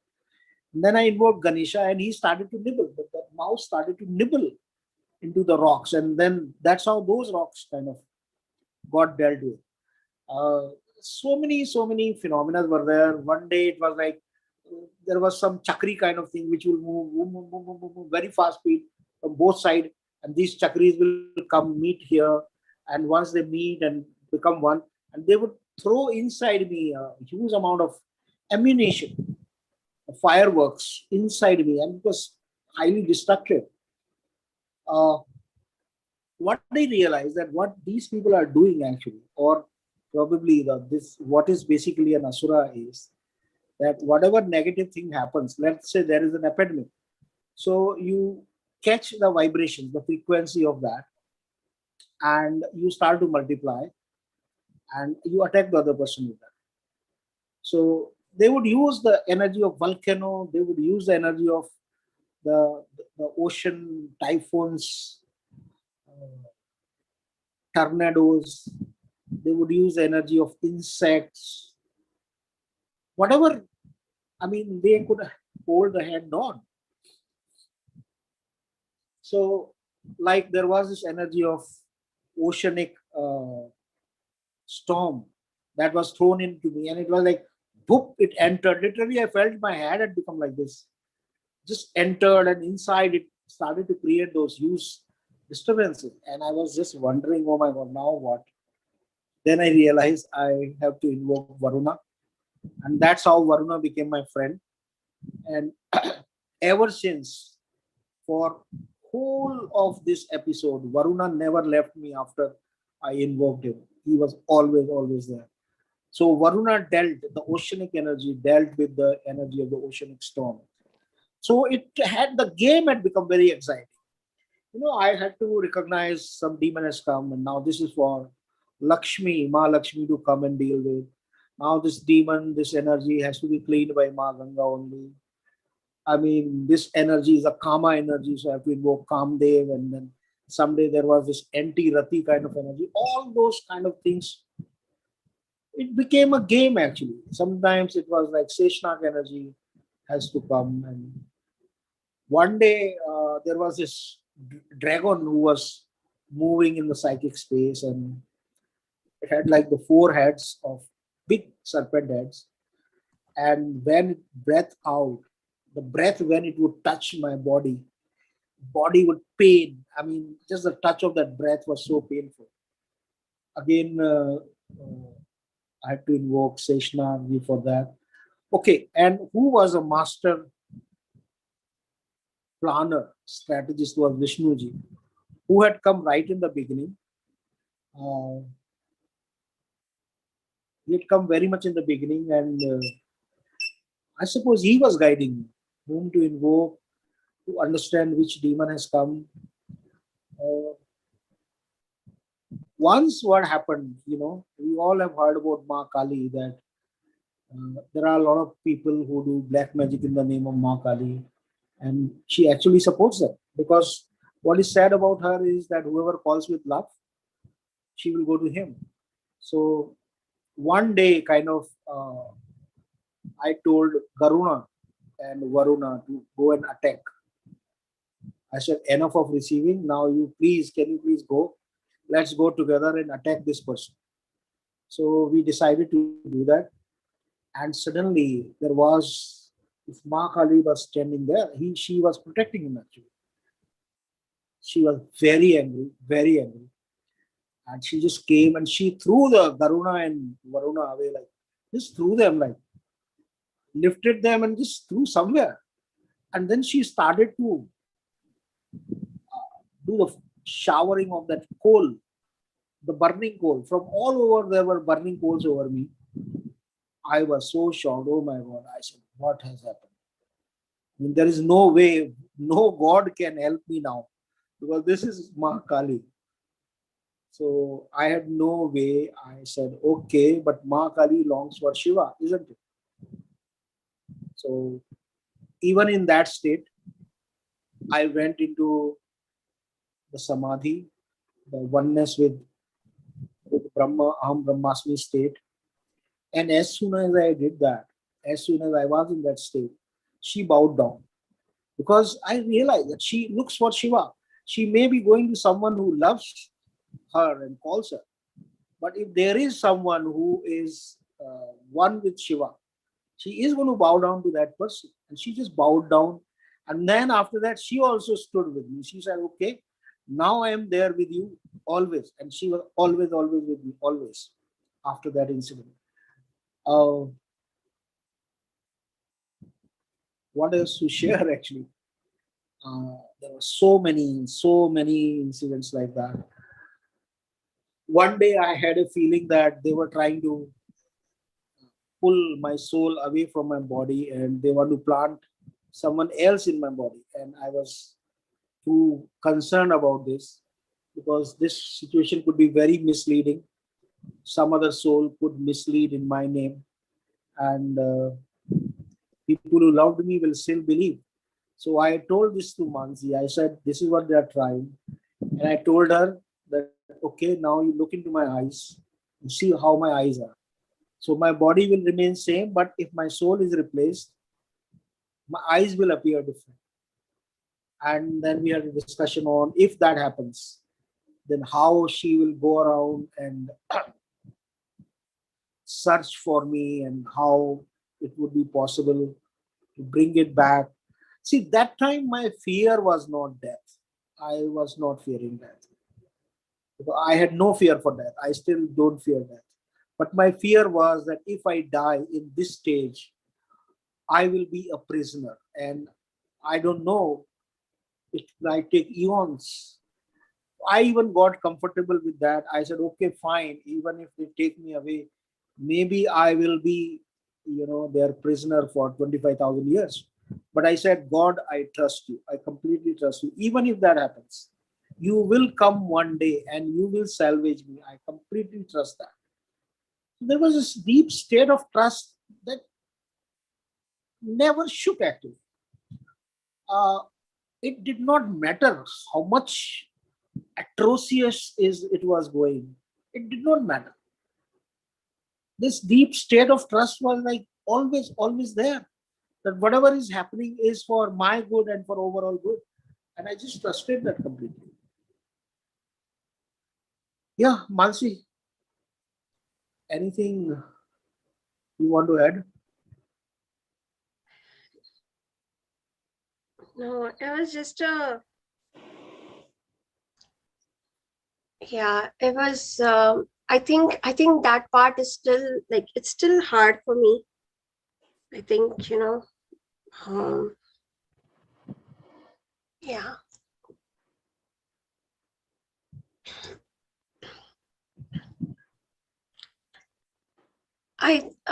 Yeah, Shiva, that is still like, in spite of, I mean, I know what it has created, and it will continue to create, uh, what, what feels like a curse is like a blessing, but still it is still very difficult when I think of what you went through. It was, Shivu would send me pictures of him, and I think even during Ma Sulochana, when he was saying all that, it was so unbelievable. It was so unbelievable to that this was happening. Like, someone's becoming a goddess. What does that even mean? And I remember he sent me a picture, and you could see Ma Sulochana in the aura. Like, you could see, um, but it was like what he was going through when a person doesn't sleep for 4-5 months, when a person, like, he could not even open his eyes. Like, I know his mom would like lead him sometimes to the restroom. He would go to the restroom with his eyes closed. This was, we talk about tap, but it was really that kind of, those kind of days. I don't know how everyone, are you all like, how are you all taking in this story? I don't know. I don't see your faces. I mean, it's not a story. Let me share the crux, Mansi. Okay. Let me share the crux. You want to share the Pushkar thing? Sorry? You want to share the Pushkar incident? Oh, yeah. So, yeah, Raghu and this is also after there, that. I suppose. Raghu is Who here, is there? right? Raghuveer. Raghuveer is here? Yeah, Raghuveer is also here. So he also played a role in that story, and that time I was in Goa, so sometimes he would come to meet. And one thing I had realized, that if I go to the temple, that time the aura becomes very strong, and I'm kind of safe, at least for some time. So he said that, okay, let's go to this Rudra temple, and the very beautiful waterfall there. If you know Goa, Those of you who know Goa, well, there are wonderful forests in Goa and wonderful waterfalls apart from the beaches. And I always loved the Goan forest and waterfalls more than the beaches actually. So, Raghu, do you remember that day? Yeah. So would you like to Harvale. Yeah, and do you remember my state? We also had some interaction about it. Yeah, we were I know it was scary that time, and yet you could see that there is a possibility in this sphere. Yeah, we were taken aback, those of us who were with you, were taken aback that you straight away went into sort of a quasi-meditative state in the temple, did not wait for anyone, and we just, I mean, not a question of waiting, but instantly you took up to meditative pose, you sat there, and we sat down and waited for you to come out. We didn't know, personally, I didn't know what you were going through to that extent. I knew that you had trouble, but I didn't know to what extent and all that I came to know little in detail much later.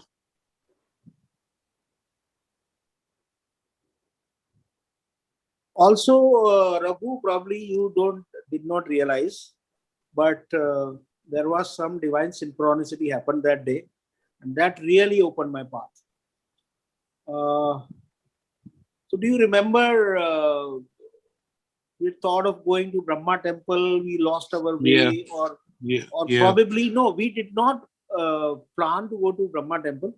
We planned to go to the Rudra temple, but we saw Brahma temple on the way. We saw some signboard, isn't it? Yeah. And it is because we had lost the way or something.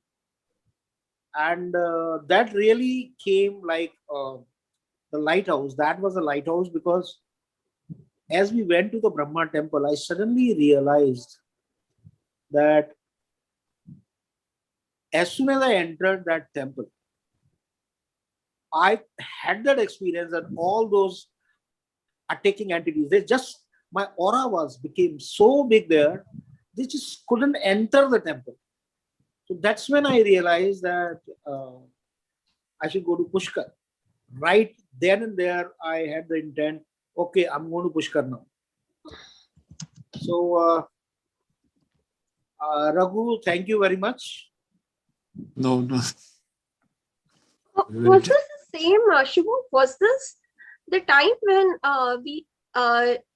when there was your talk in that college and Raghu had arranged in the special? It was No, the year. No, it was not. That was before, right? Yeah, that was before, right? Yeah, that was before. Yeah. No. Okay. So this was then after that. Yeah, Raghu, you want to say something? Yeah. No, it was after that, Mansi. It was. It was not at that time. Yeah. So then I straightway went to Pushkar. Yeah, it was probably before that time. It was before that time, I think. Maybe, but not at that time. I'm getting old, you know. Yeah, but please continue. So then the path was clear. I have to go to Brahma temple. So I went to Pushkar, and what a vibrational field Pushkar is. My God, every temple there is like. You know that picture you took in that Brahma temple? I don't know if we still have it. That was my favorite. I mean, everything was becoming a square. Like it was like everything was number 4. No, that was later during our Goa trip. That was the Brahma temple in Goa. Oh, no, I know. No, I'm not talking about Pushkar. But when you went to the Brahma temple with Raghuveer, not that one. I don't remember. No, this was in Goa only. I'm saying I'm not talking about the picture in Pushkar. Yeah. In Goa only there was a picture. So, everything is square. Yeah. So Brahma temple I sat, and all those layers and layers just started to come out. It was a crazy experience. I mean, I would sit in the temple, one temple, then another temple, then another temple, morning to night, and it happened for 7 days. I don't remember exact day, but I do remember I had gone there on 11th July. Probably I came back on 19th July and I don't remember, but now it seems like that it was the Guru Purnima day, the final day when I was sitting in Brahma temple, and I had gone there to take the final blessing. It was in the morning. So there was some message that came, and I said, okay, fine, give me the evidence of that. I always, whenever the message comes, I always ask for evidence. And I normally used to say earlier, give me an evidence, show me a miracle in 24 hours. But actually, always within an hour, it happens, always. So again, I said, and then I said, now I'm going from Pushkar. What miracle can you show me in 24 hours? I kind of disbelieve. But I said, if what you said is true, and one of the things that was said to me that day was to found a spiritual path, and that would be a Brahma path. So I would say that probably Guru Purnima was the day when the path was founded, the Quanto Life version 2. The earlier one was QuantoLogy. This one was Quanto Life. So I said, okay, give me evidence that what you said, you have really said this to me. So what happened was, I got up, and there was this priest, young priest, not the main priest, the young priest of Brahma temple. He came to me and he said, you see, कि आप तो लगता है बहुत गहरे साधक हो ब्रह्मा जी के. तो मैंने कहा हाँ. He said, आप कहाँ से आए हो? मैंने कहा मैं तो बॉम्बे से आया हूँ. तो फिर बात हुई तो बोला आप कब तक हो? मैंने कहा मैं बस जा रहा हूँ, ये तो आखिरी था, आखिरी बार उसमें विदा लेने आया था. और तब तक मंदिर बंद हो गया था लंच के लिए. 12 साढ़े 12 शायद बंद होता है मंदिर, तो बंद हो गया था मंदिर.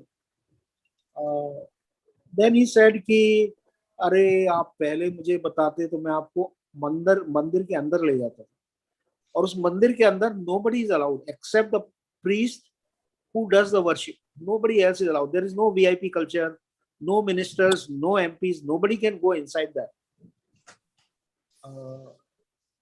I said, अच्छा ऐसा है तो आप मैं रुक जाता हूँ. मैंने कहा मैं I'll come after lunch. He said, okay, you come after lunch. So till then I was feeling Brahma like here on my head, like a strip.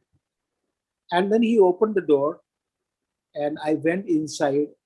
I touched the statue, and suddenly this whole ring, it became the circle.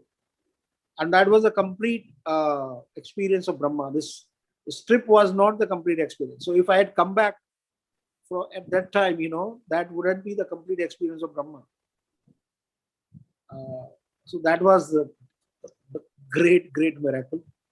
And then suddenly I had a realization that our galaxy has got a ring, and that ring is expanding, and that is Brahma. I could see that what is Brahma, Vishnu, Mahesh in our galaxy. Brahma is that ring which is expanding. Vishnu is that inside the ring, the whole magnetism. That is Vishnu. And Rudra is, there is always a flame that is burning, which is moving up, flowing up. That flame is the Rudra. So this is how the Brahma, Vishnu, Mahesh are actually. They all are one. And how we can experience them inside us. Yeah, Mansi. So the last thing I would want to say is, why would all this happen actually? What was where it was seeded?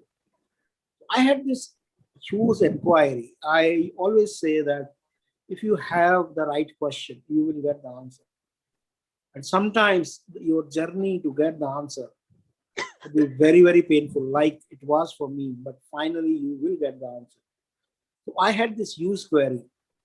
that whenever there is a fight between good and evil, why is that evil seems to be winning all the time? And is there a way for good to win over evil? That was my constant inquiry for years and years. And I found the answer in quantum vibrational field. And when you are part of the field, and when you are good, when your actions are valuable, when you are having an intent of making things beautiful, this field really begin to work for you. It makes you win again and again, again and again, again and again. Of course, when the nonsense will come in you, the ego will come in you, the unawareness, the darkness will come in you. It will also give you, first, it will tell you in a small way, don't listen, it will give you a thrash, it will give you a beating also. A lot of us have experienced that when we go into that state of ego, what kind of beating we get from the QVF. But whenever we have noble intention, always it makes us good. So that was the purpose of QVF, and that was a problem QVF is going to solve in the world. Till now, we believe that it is the evil which wins. But after the QVF has come, it is a time for good to win, to emerge victorious over the evil. That is the purpose of QVF. It's really a extremely creative act that happened, and that is the path of Quanto Life. Yeah, Mansi, please. Sure, I have a question. So why have we come to the QVF? Like all of us have come here one by one, right? Why have we come? What is? So I have seen there are so many great souls which have come here. Souls that have been wandering.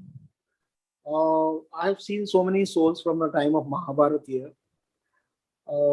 Souls of so many saints, sages, they have come here, and they will continue to come. There are souls who were asuras at some point, and then their path changed, and the path was extremely difficult. But they had to go through a lot of the consequences of that asura path. Even those were kind of called by QVF to make their path easy, so that because they had the intention, there was no need to punish them. Now they already have repented. So QVF made their path very easy.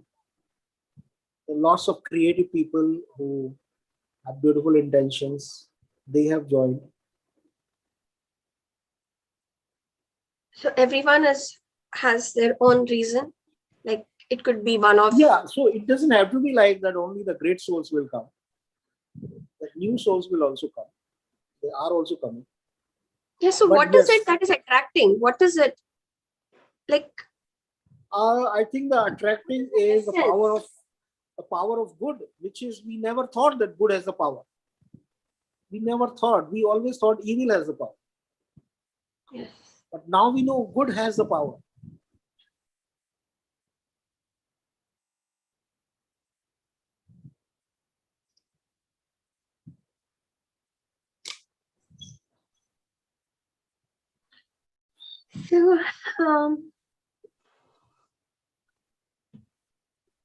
So yeah, if someone would like to say something before Shivo will take us to invocation, anything you all want to share, you want to tell him, or please go ahead.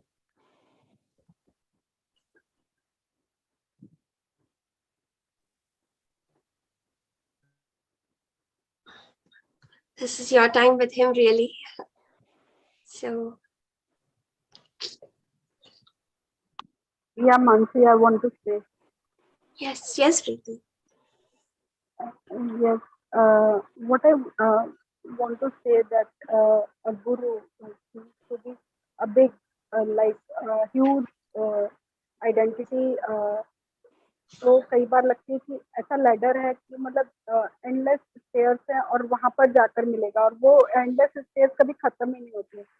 But in the form of Shivo we met the person in physical form जिसको we can go along or we can ask anything, any question coming to our mind or कई बार शिकायतें भी होती हैं, बहुत मतलब गुस्सा भी आ रहा है, so everything we can share at some point, and obviously not always, but we can share everything. और एक कहते हैं ना कि एक बड़े जैसे एक बड़े भाई की तरह से he came along with us, और he accepted us unconditionally. So there is no condition. अगर टाइम ठीक करना रह गया यार नहीं रह clear. So that attracts me here, and I find my my place with under the tree. So it's like I cannot express in words the things which we are getting. And you, Mansi, and as a guru, you are also our guide. No, not me.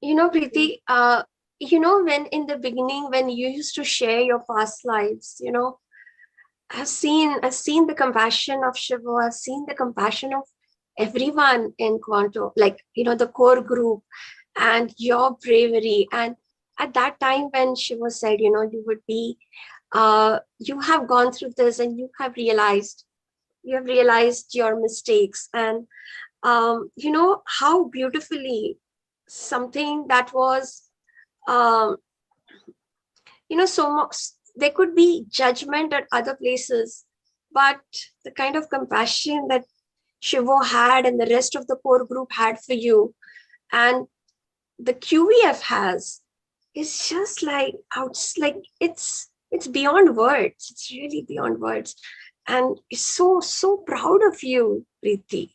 Like, so proud of you. Like, really, you are a miracle in yourself. You are a quantum miracle in yourself. Shiva, please.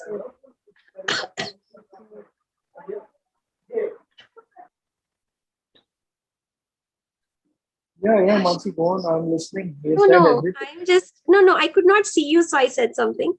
But yeah. Yeah, go on. Yeah. So really, I just feel that Preeti is a miracle, you know, in herself. Yeah.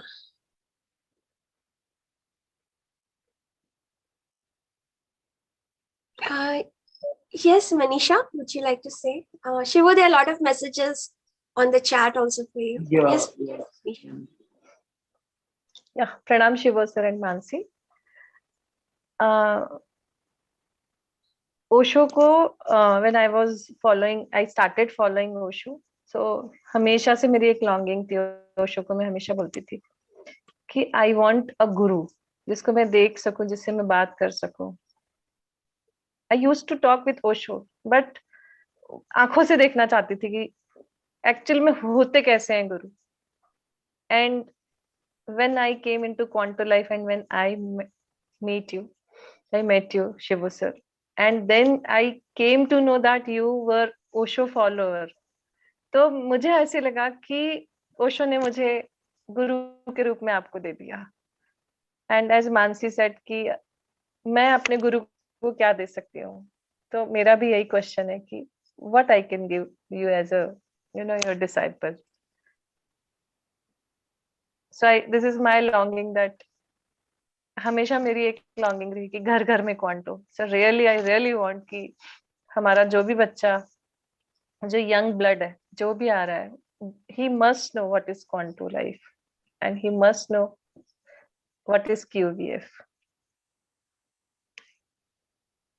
Thank you so much Shiva sir and Mansi for accepting me, because जहाँ भी जाती हूँ eligibility criteria सबसे पहले रहता है. And this is Quanto Life is the only platform from last 1 year I am observing.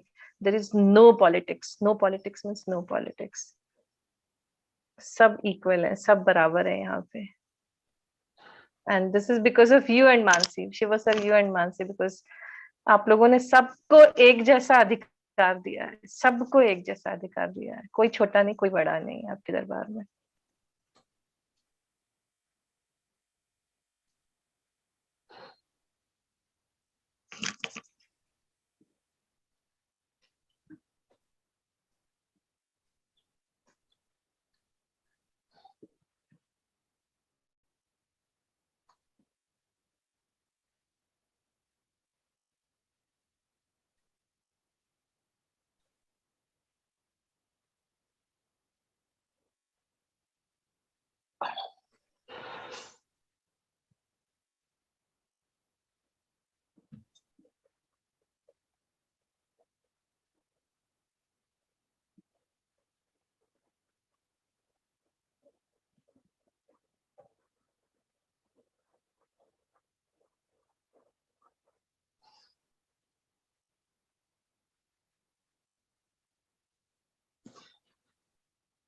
I really feel like a transmission is happening right now also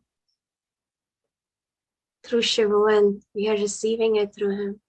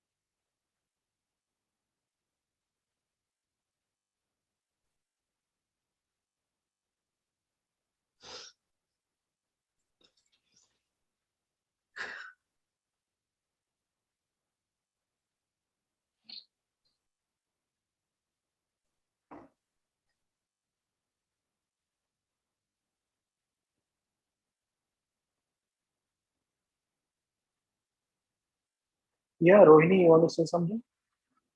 And Ram Mohan? नहीं शिवो, आपका हाथ raise hand दिख रहा है।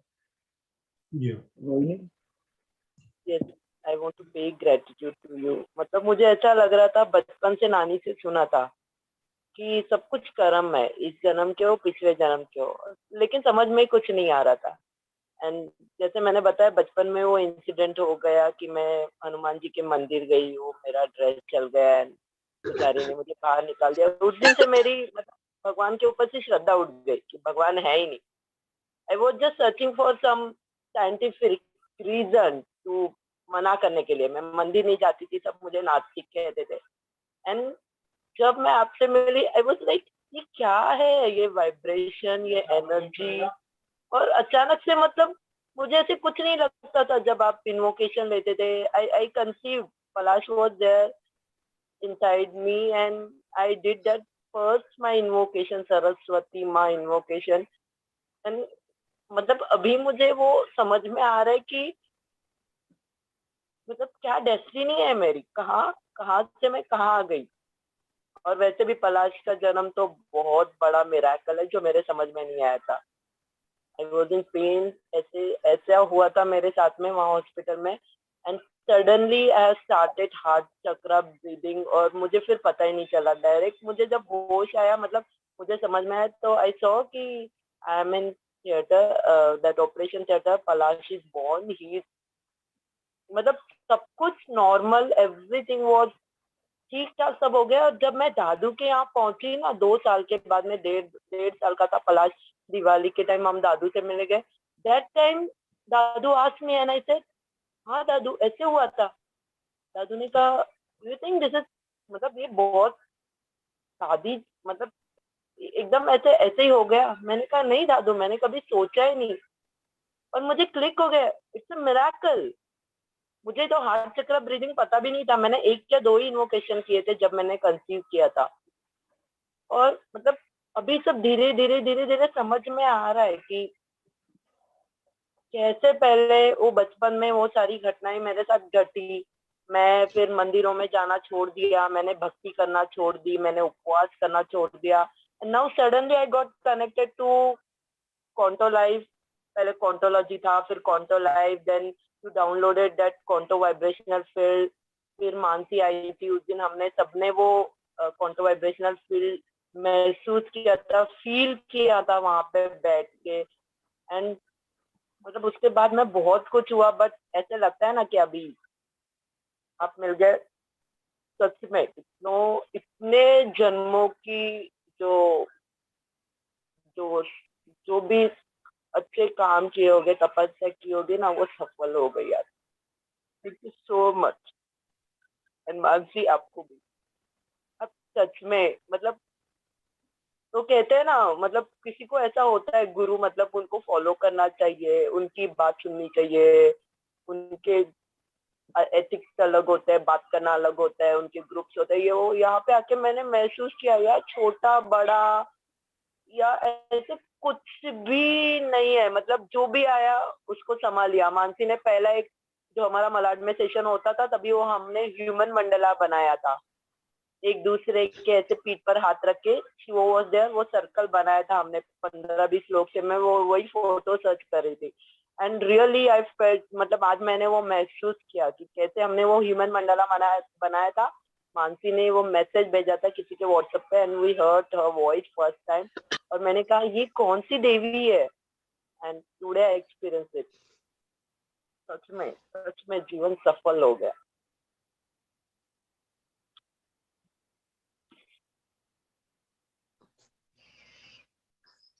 Love you, Rohini. Just love you and Akash and Palash.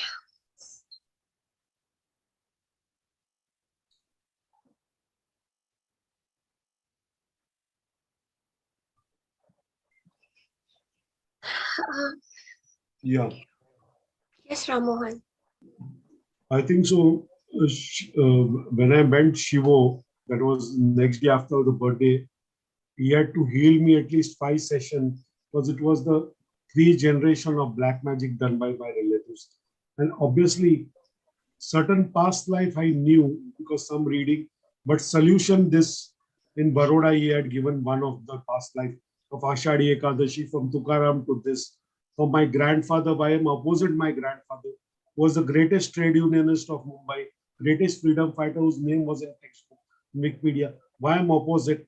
And certain things on one past life, what Preeti said and what I was in from 2005, I was a terror in, because I was no cases, but I was a terror at one area from Dadar to my Maim Dharavi, and it was a different thing about me. And then I was a peaceful person, but the way I acted and way I was, I'm always a peaceful, but the way I used to react and all. And at least I got a solution. When Alexander was roaming, there was a sadhu and Vyarthi Gumra. And this time I was just realizing what I was doing for 21 years, just roaming, just got a solution, and just seeing that doing publicity for just work on yourself. That was Shivo's message, 3-4 past life messages. Shivo told each insight was Shivo's. Even when I went to both there, each insight was there. And every time, I had a problem, I used to call up Mansi, this is the solution. And this time, Ashadi Ekadashi, I didn't call up. Shivo had given a solution. The last 4 times, Mansi told, go into QBF. I had a problem 18 years and never slept during Ashadi. I never went to temple. There were invitation to go to Pandharpur by various organizations. I never went. This time I just went on an abundance, and it was different from various things. And during pandemic, I never took governor's award, nothing. I got certificates. Obviously, your country consulate called me for a webinar, did it. There were different people who supported me during this pandemic. It was Nitika, Preeti. Because it would be very difficult staying in the house, monitoring, going out. It was very tough at that time. I didn't know it was the worst period. After I came from Nityanand, it was the worst period. And 1 year was held. Shivo just normalized things. It was normalized. Still, it's not normalized. The entire family is affected. I know the person, but it's happening, and it happened. And it was very tough. How I dealt it, it was a warrior type. And Dadu was there, Mansi, just now found a solution how to live. No Vedic astrology, learned it from the top astrologer was Maharashtra Jyoti. But solution was not there. But I know now how can I move about it. Thanks, Shivo. Thanks, Mansi. You've been a guide. I've got a community in Delhi. I might stay for 10 days because I know people there. Now earlier I used to go there and come. Now I know I have to chart my own way. There's no Godfather. You have to just chart your way on to success. Thanks, Shivo. Thanks, Mansi. And Mansi, you've been there. Nobody else could do so much what you have done, Shivo, in life. Thanks a lot.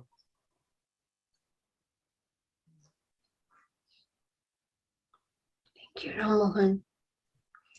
I've really seen, I've seen Shivo trust life and trust people where there have been so many instances, so many people with black magic, and they have had very illustrious past, but now there is they are not even a ghost of themselves. And I've seen Shivo just trust, and in Shivo's trust, there are so many times where other people have said that, or even I have felt, Baba, where are we going?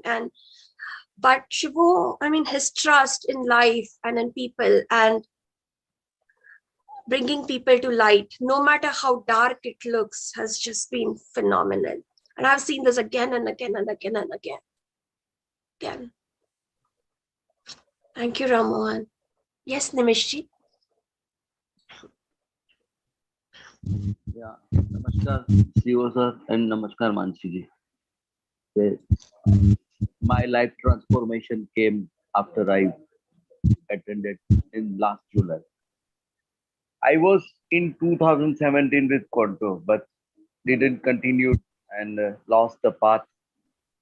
But the way you all people, Mansi ji aap or Shivo sir, साथ ही साथ all Quanto people gave me a different way and gave me a different life.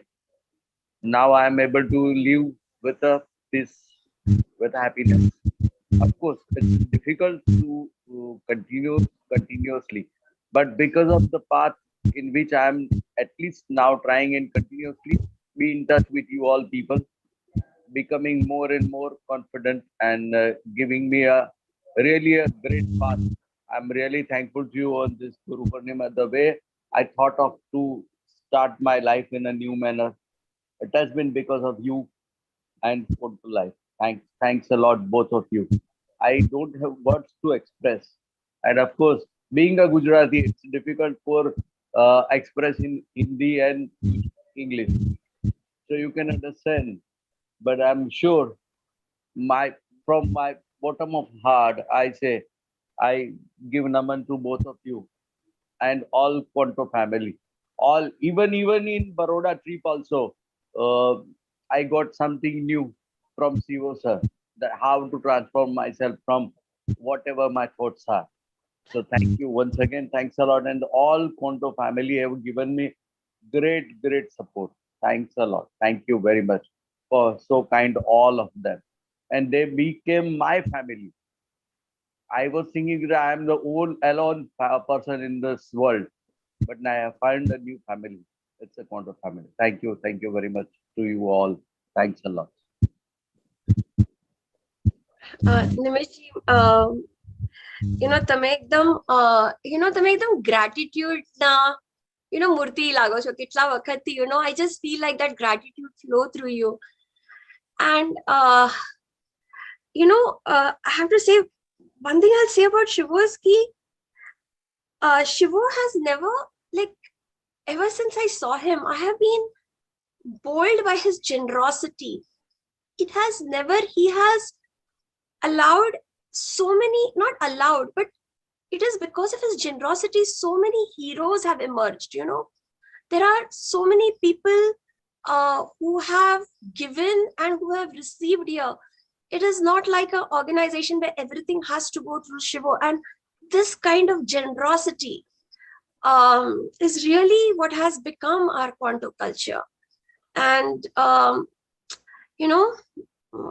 really so much gratitude to you, Nimishji, and to Shivo for being you. Thank you. I would like to add one more thing. Yes. I was sleeping on the sofas and the Guru was sleeping in a simple bed. It's not possible anywhere else. This happens only in Quanto. And they took care like anything. Everybody take care like anything. I cannot express. I said once that even when I was with my family, I was not taken care the way this all family has taken care of mine. So really, I don't have words specifically. Say, or everybody said that if you are not in having a stamina, you must have a wheelchair also for your health. I was not ready, but because of this, the love and the thought. Nimishji, I was so shocked when you said that in the trip, કારણ કે તમારું ચહેરો જોઈને એવું લાગતું જ નહોતું. તમે આટલા radiant, I cannot even think. તમે આટલા radiant લાગતા હતા ને the whole time. And when you said ki my health was such that I would be in a wheelchair, I cannot even tell from looking at your face. It is just amazing. It's amazing how much the vibrational field is flowing through you. Thank you. Thanks to you all and Quanto vibration field. Thank you very much.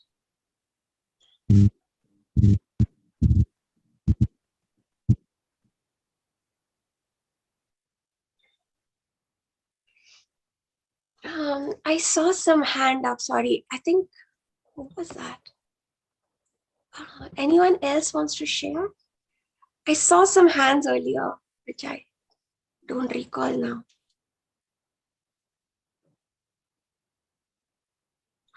Pranam Gita Masi. So, Mansi, Ranjana, yeah. Hi, Ranjana. Yeah. Shiv sir, Guru Purnima पे आपको क्या दूं sir? आपसे सिर्फ लूंगी इस जन्म में, I think. Except for love and respect, sir. Lots of it for you. There is nothing that I have to give you apart from that. And it's like, अपने बाप को क्या दे सकते हो आप उससे सिर्फ लोगे.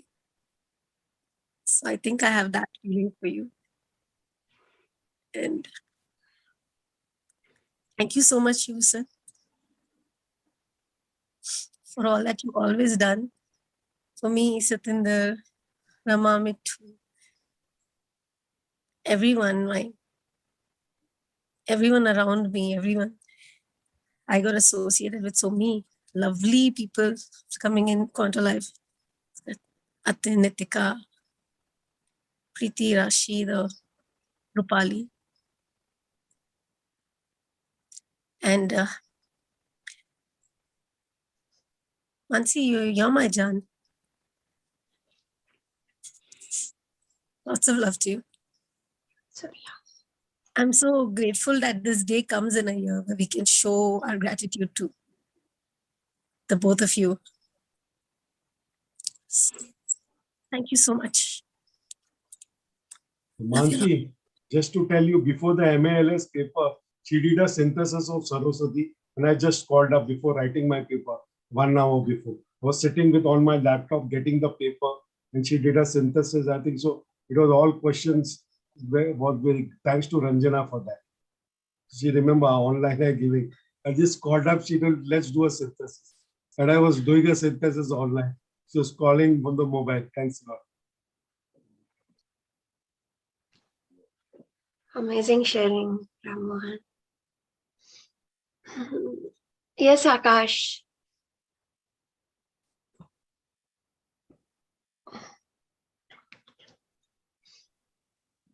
Hi. Hi, Akash. Happy Guru Purnima. Shivo sir. Thank you. Akash, તમારો અવાજ નથી આવતો. Can everyone hear Akash's voice? Not able to hear. Not able to hear him. Yeah, મને પણ આકાશ થોડો ઊંચો. अभी आवाज आ रही है? US तक आ रही है.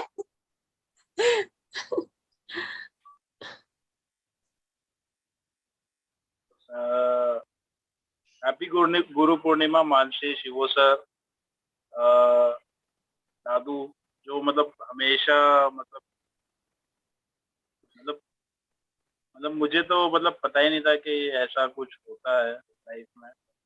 आई was not aware only we should be gratitude to जो हमारे लिए अच्छा करते हैं उन लोगों के लिए. सिंथेसिस, मेडिटेशन, ये सब कुछ नहीं पता था मुझे. somehow मतलब शिवो सर मिले, जर्नी स्टार्ट हुई, स्लोली मानसी मिली और जर्नी एक स्टेप आगे गई. स्लोली दादू मिले, एक स्टेप और जर्नी आगे चली. सो हमेशा मतलब एक लर्निंग एक्सपीरियंस रहा है. और जब स्टार्टिंग फेज में जब कुछ ऐसा मतलब होता था तो मैं शिवो सर, मानसी उनसे गाइडेंस लेता था, मुझे सॉल्यूशंस देते थे. सो ऑलवेज थैंक यू शिवो सर, मानसी एंड दादू. थोड़ा सा डिस्कनेक्ट हो चुका हूँ कुछ टाइम के लिए, बट इस बड़ौदा ट्रिप ने शायद मुझे ज़्यादा एक्टिव कर दिया है. और मैं कोशिश करूँगा जितना हो सके उतना एक्टिव रहने के लिए, क्योंकि बड़ौदा ट्रिप से बहुत सारी चीज़ें मैंने सीखी और बहुत सारे जो वाइब्रेशंस थे मेरे अंदर जो कमी थी मुझे उसको सॉल्व करना है. मैंने ये सीखा है बड़ौदा ट्रिप. तो बस इतना ही बोलना चाहता हूँ. Thank you sir, thank you Mansi again, and thank you Dadu. Thank you. Akash ना, तुम्हारे लिए तो ना मुझे ऐसे ही मन होता है कि तुम्हारा कान पकड़ो, तुमको एडी में लेके आऊं. ऐसे ही होता है अभी. कान पकड़ो तुम्हारे.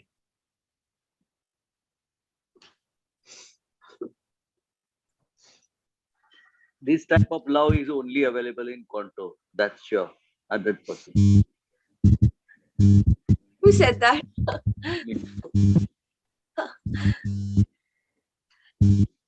So, Akash, you will come to AD? Yes, Yes, I will. Okay. मैं हक करके नहीं बुला रही हूँ, ठीक है? And Mansi, do you remember starting phase का जब करते थे आप? आवाज नहीं आ रहा है। हेलो। हाँ आकाश। जब टैरो सिखाते थे हम लोग, वो गार्डन में बैठ के टैरो सिखा था। मैं अभी वही याद कर रही थी। We were doing tarot in a garden, and you know, at the yani, we did the whole Sacred India at different places in Thana from Hiranandani Garden, and at different times, you know, depending on what the card would come, people would start feeling it. I remember the lovers. You know, when you and Rohini came, and very soon after that, Palash was conceived, I think. Yes. After that only. After that, he was conceived. Yes, and you remember Mohan ji ne tav aata to? He was having fever, and when there was a right card which came for healing, and he started like immediately he was better. So yes, beautiful. Yes. It was like the card was acting. The cards were coming through. Everyone was channeling the cards. It's beautiful. Yes. माची, एक बार जब इस बार अगर आप आओगे ना, तो एक दिन हम ऐसा सेशन वापस से करेंगे, सबको और मजा आएगा। Sure. जितने भी लोगों ने टैरो सीखा ना, सबको मजा आएगा। Full day करेंगे, ठीक है? Thank you. Yes, Dirga. शिवो, आप कहाँ हो?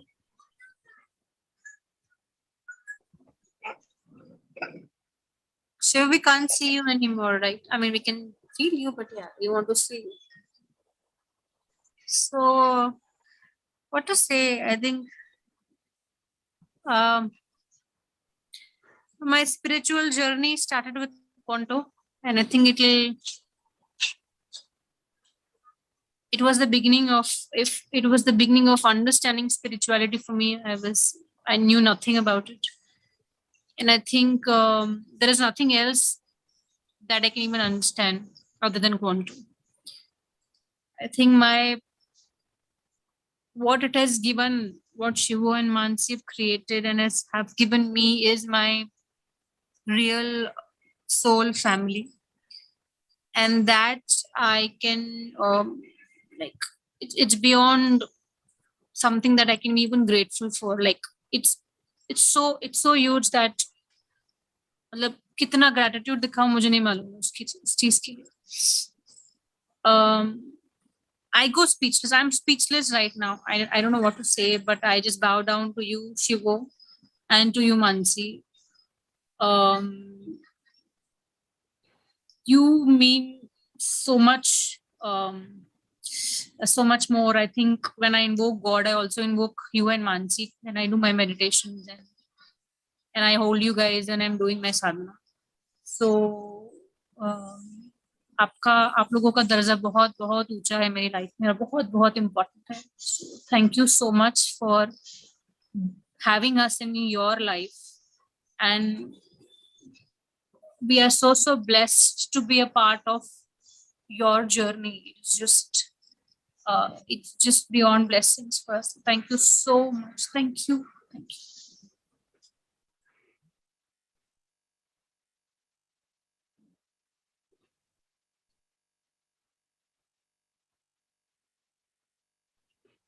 Okay.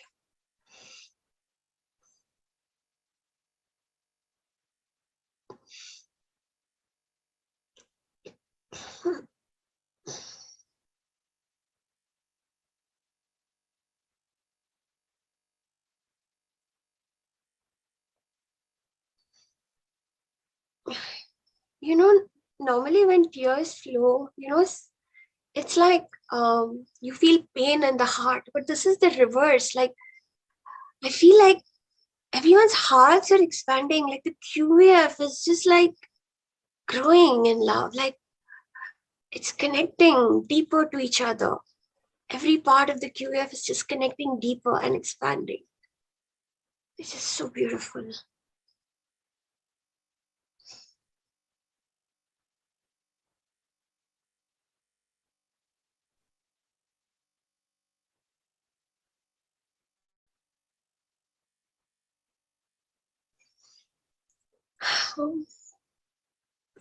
Okay.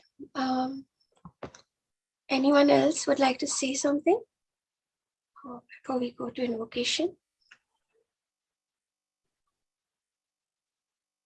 Mansi, can I? Yes, Rupali. Oh, yes, Rupali. Yes, yes. I want to pay my gratitude to Shivo by a very small song.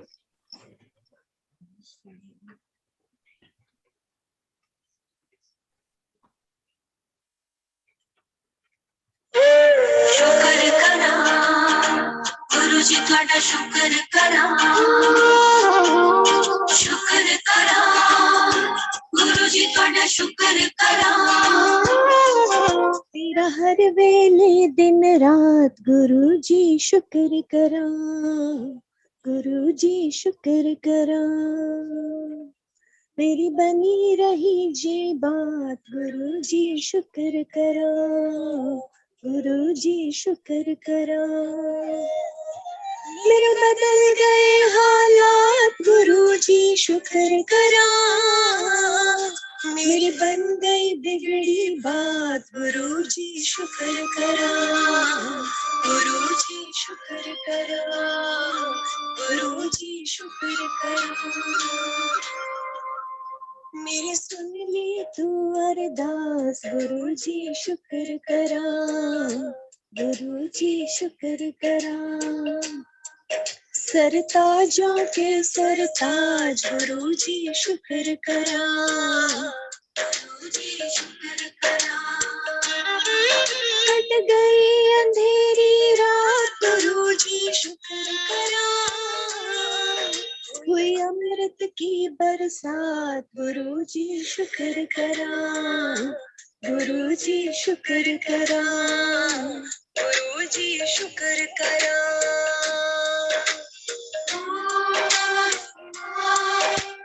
Shiv जी सदा सहाय ओम नमः शिवाय गुरु जी सदा सहाय दिया परिवार गुरु जी शुक्र करा ये शुक्र करा मेरा जीत लिया विश्वास गुरु जी शुक्र करा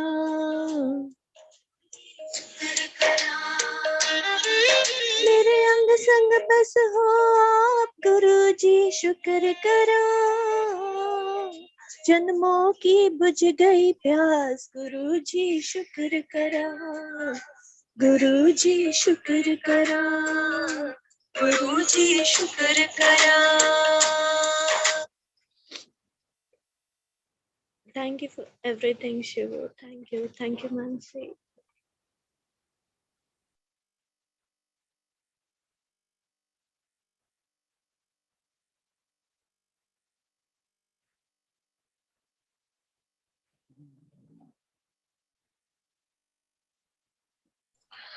Thank you, Rupali. It's beautiful.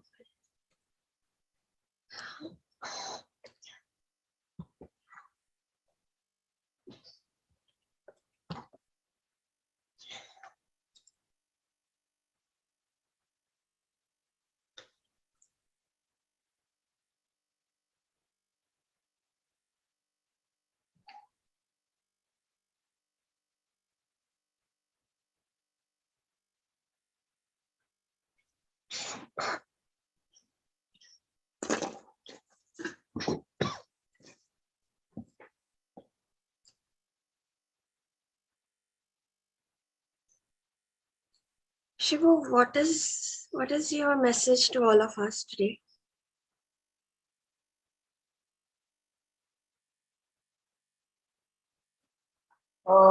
Today I'm feeling gratitude all over and live life in total gratitude. And when there is a complaint, observe that, let it merge with QVF, and QVF is full of gratitude.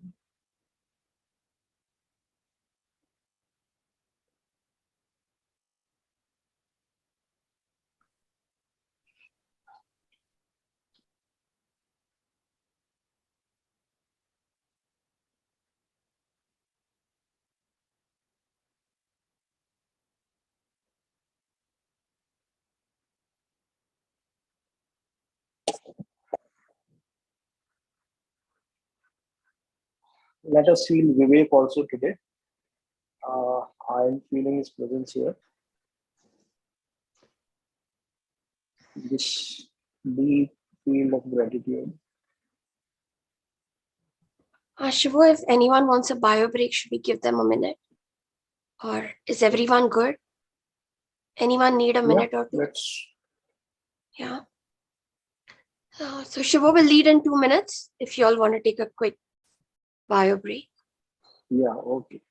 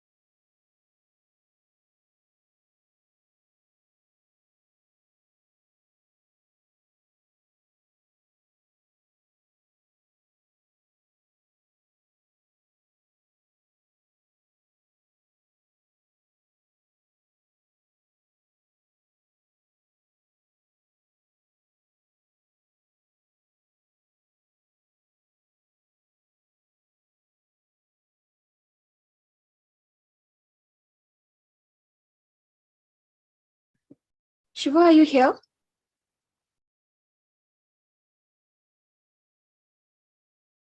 Shiva? Yeah, I'm here. Yeah, shall we start? Yeah, give me a minute. Yes.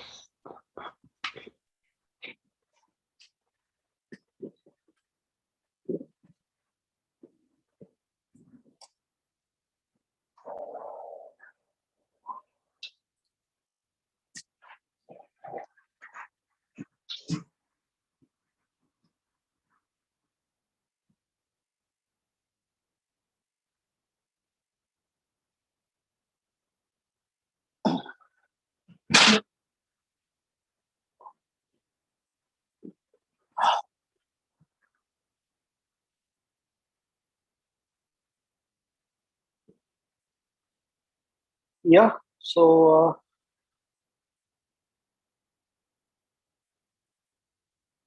today's message I'm getting is gratitude, and it's throbbing all over. So let's recall our gratitude for life, and today let's feel QVF in the form of gratitude, the vibrations of gratitude in QVF. So today, as we invoke Quanto, we'll feel QVF as gratitude, the dimension of gratitude of QVF.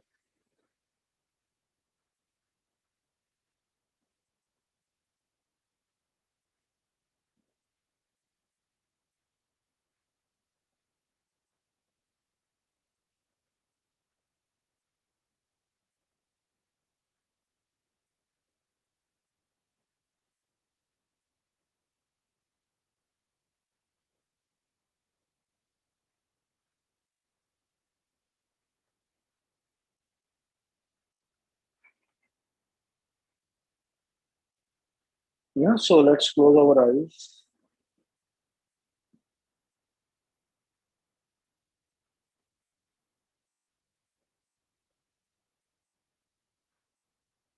And let's be in Quanto Mudra.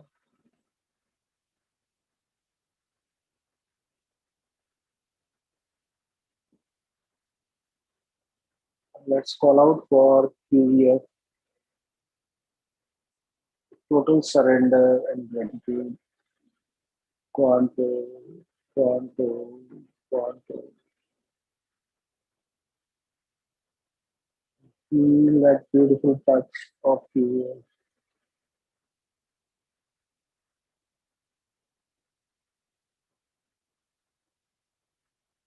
You can feel today how gratitude feels,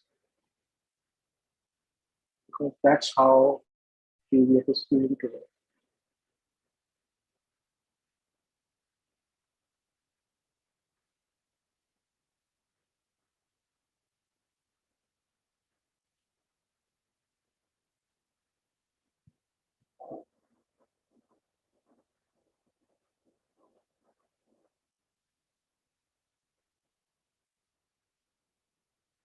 Let it touch you, let it penetrate you, go deeper in.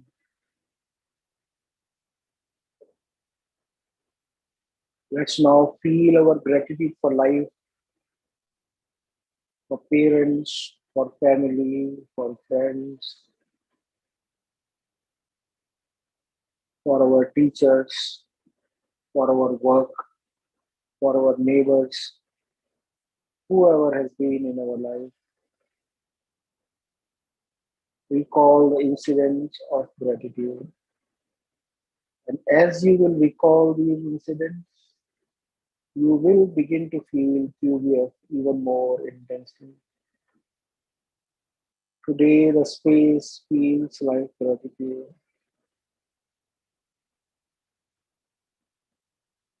Feel how far this gratitude is going. Feel the space that is filled with gratitude.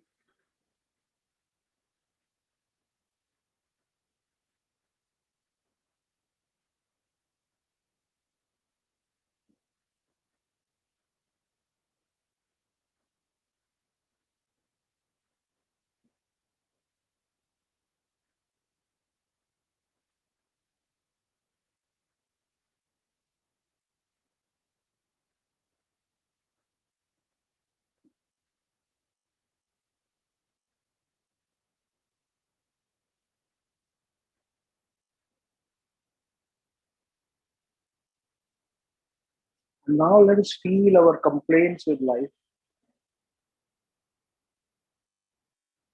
Scan your body head to toe slowly and figure out, observe where is the complaint stone, whatever it could be, whatever kind of complaint it could be. With your family, with your life, with QVF, complaint about everything. Feel that complaint stored in your body.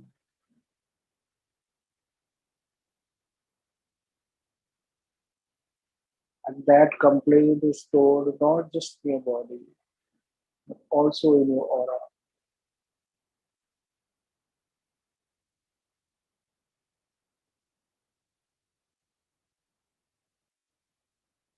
Feel the vibrations of complaint and gratitude at the same time,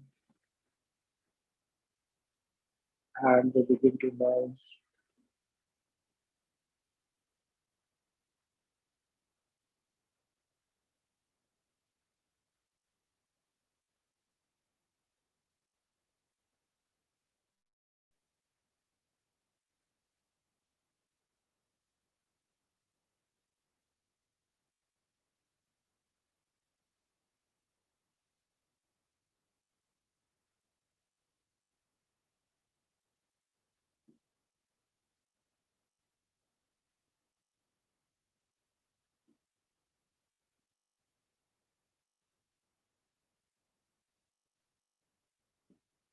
Today, in gratitude, let us also explore the gods and goddesses who are yet unknown to us. They are there in QVF, but we don't know about them.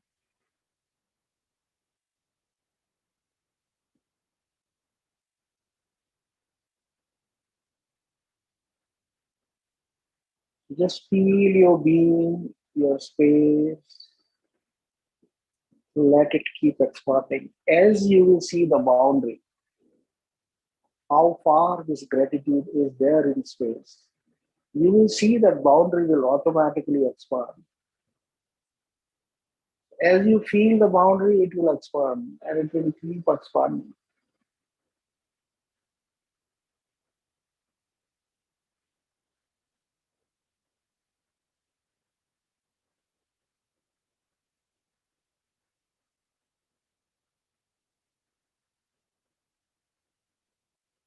Now, in that state of gratitude, can we just fold our hands and invite anyone who can guide us, who will be our guide. It can be a god, goddess who is known to us or unknown to us. But whoever is the best guide for us, let that guide descend on us.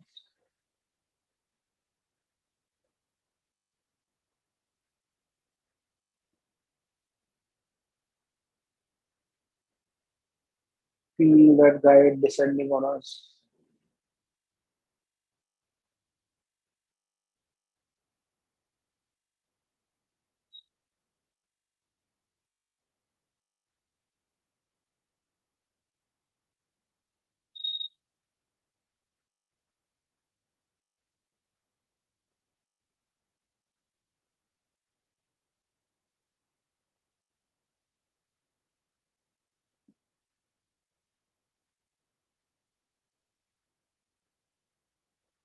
You can ask them who they are, what is their being, what is their purpose.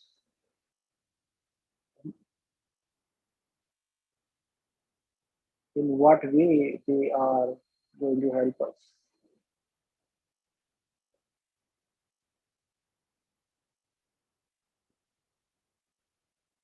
They may or may not answer, so don't insist.